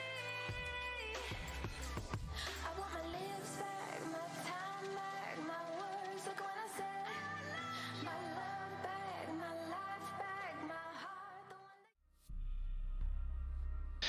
Sorry about that, folks. Just waiting for Mitchell to come back in there. He was back quickly for. We said he was quick kicked without any warning. Oh well, we move on now and back to CC and Cash as Ignite actually getting defense on overtime. This is going to be fairly interesting here as Ignite obviously playing really well on the defense this game, defending really well. Obviously, again, did say it took them 2 times to win on the. It took them 2 times to win the sites when it came to it first time round, but second time round, a lot more efficient and a lot more ruthless in the frags that they were getting and playing a bit more patiently, waiting for and the likes of that clutch at the end and the clutch at the end of in fact the last 2 rounds there. Anyway, we move on and the Sam clan now starting to make their way towards the site and do their business. Interestingly enough though, 11 has actually moved from the Ash onto a Twitch. Not something you see fairly often, but again, something else is that Gonnie's moved on to the Valkyrie. We didn't see this last time if I remember correctly. In fact, no, we did actually see this. So again, be interesting to see. There is no mute on the walls and potentially I think maybe that was the Twitch's work there. Bandit looking to trick here as we see him just kind of positioned on top of the wall. I think we'll see here potentially Zofia go below as you see her clearing out with her drone. Oh, there is Gonnie here sitting on top of red. He can deny this lobby push from the Zofia, but she can get an angle from stock. Again, all ifs and buts, we'll see what happens. Cryptic here, playing a very strong position in rafters actually. I don't know if he was the one who played before, but he can deny into lobby as well. Here we go, Pedro starting to make work and get rid of this bandit. Will he move? Oh, he's going to start tricking now. He's managing to take out 1 ace charge, but not the second. We see here the ace just trying to see if he can get any sort of angle onto top of red where the bandit is moved and rotated away from to. Oh, one interesting thing though, we do have Mitchell who is still persistent and kind of roaming towards construction side. We do have 1 minute and 10 seconds left though, and a lot of work has been done by the attackers, but not enough to go for their execution. We see here they're trying to dislodge this Militia into garages, they're trying to get the frags, and unfortunately enough that frag grenade does not hit and pick up the frag. I tell you what will hit, Pedro's bullets will hit, taking the head clean off of Cryptic from all the way outside. There we go, Rick is getting another, now it's a 3 versus 2 situation, and oof, diffuser goes cold. Maxi again coming out with the clutch kills, and now although they have rafters control, the diffuser is down. Ricardo has picked it back up, but still looking to poise themselves towards this execute. A C4 comes out, oh, and it doesn't hit anybody. Dixon's full flashed on top of red, and Gonnie is now throwing out a C4. Is it going to hit? He's just going to miss, and Ricardo's going to get the plant down. Living getting the frag onto Dixon. Maxi's going to push round, and he's going to get the Habana, but taken out by, I believe it was Ricardo. Gonnie now in a 2 versus 1, and we see Pedro just dropping off onto Repel and pushing out and taking out Gonnie. Ricardo will, and there we go. Sam Clan take the first round on overtime, moving on to defense where they were so strong. Oh, what a mouthful that was. Playing really well here, Sam Clan. And Ignite, I didn't really expect to be taken to overtime, although, I mean, Ignite did take it to overtime last time. They might just be one of those teams, but they're playing so well here. Really enjoyable match. We'll see if are Ignite going to be able to play really well on the attack here, or is Sam Clan going to be able to finish it out on the defense? We will find out as we see here. It looks to be the SSG Rome.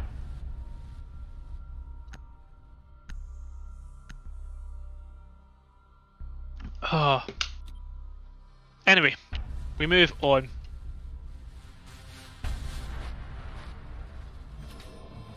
Here we go, the Vigil now moving up the alibi, getting the hatches. who's going upstairs? Yeah, it's the Mozzie upstairs. Just to kind of talk about player performance here, let's look at the side of Sam Clan first. 11, Pedro and Ricaz all drop in double figures here. I mean, that can't be understated at how strong a team Sam Clan actually are. I mean, the guns have all been hot all game. Every round you'll be thinking, maybe they could actually do this here. Just unfortunately not able to kind of finish rounds out, and Ignite, when they win the rounds, just playing passively and a bit more smarter, you would say. Ricardo and Watt just still chipping in with the kills, but that's quite a lot for kind of support players, kind of team players that we generally see. Pardon me. On the side of Ignite though, we do see Gonny, Cryptic and Dixon all chipping in with double figures as well. I mean, what can you say? Again, Ignite just, they might not have as much kills as, like, say for instance on the side of SamClan where it's a lot more top heavy, but Ignite is a lot more even.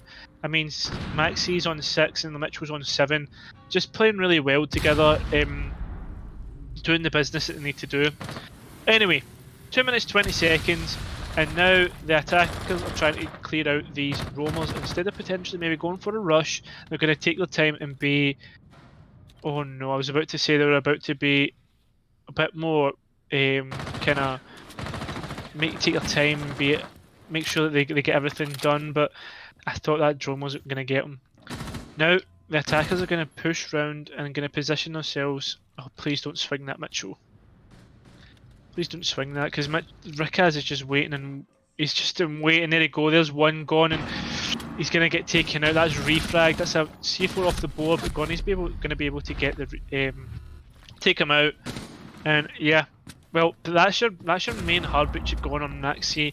The Thermite, I mean, a fairly strong pick, and now the Romers are going to run for the hills. 120 seconds left, and there has been nothing done here by the attackers. Oh no, that's gonna be detrimental here, potentially by Ignite, because now they have to try and get these hatches open. And here we go. Here comes the tricks. Got a minute left. I'm feeling worried here for the attackers. We see here that it's just not happening. Cryptic's going to start to move towards blue and gain control of there. Make sure there's no any late flanks coming out. We do have 11 there playing in blue, just making sure that he doesn't. Making sure that there is nobody who kind of comes around from the backside. We managed to get the hatch open on top of kitchen. They're going to get some drones in, and there's 30 seconds left. They're trying to take out, oh, the alibi, try to take him out and nearly getting him. Oh, they finally do. I was about to say, maybe it's not totally out of reach here from Ignite. Now in a 4 versus 3, Ricardo does still have his C4 and an impact on top of the Vigil. Oh, we see now Gonny moving down. The plan's about to start, but we do have a Melusi who's just gonna wide swing. Pedro, stop that. Ricardo's gonna take out Cryptic and Gonny. Left in a 1 versus 2. The clock's gonna tick down, and GG's come out from Sam Clan. Oh my god, what a round. Well played from that Melusi. I mean, potentially you could say the real MVP, Ricaz on the roam, able to take out the Thermite and leave the attackers of Ignite scrambling to try and get what they needed to get done. Oh man, you can only feel for Ignite. They played so well to bring that back there, but finally, Sam Clan closing it out. Totally well played from them. Oh man, I feel so sorry for Ignite. They played so well at the end there, and just unfortunately not able to come out with the goods. Oh man. Oh well. I'd like to say thank you all for joining us, and thank you for our impromptu casters that actually came out and gave us a hand tonight. They played the casters casted so well, and the players on all teams played so well. We've finally seen Onsite actually lose some rounds here, but at the end of the day, it's going to happen sometime. Onsite a very strong team, but they just unfortunately weren't able to bring it out. I think the second game was ESW. Feel for them, guys. They lost 7-0. A great showing there from one of our big boys that we see so often. But anyway, yeah. Again, feel for Ignite. I'd just like to say thank you all guys for coming to watch me solo cast. I'm sorry that you had to listen to that, but at the same time, it's all one. But again, thanks for joining me for Reflex Champions on this last match. Hope you guys all have a good night, and we'll see you on Wednesday. Cheerio.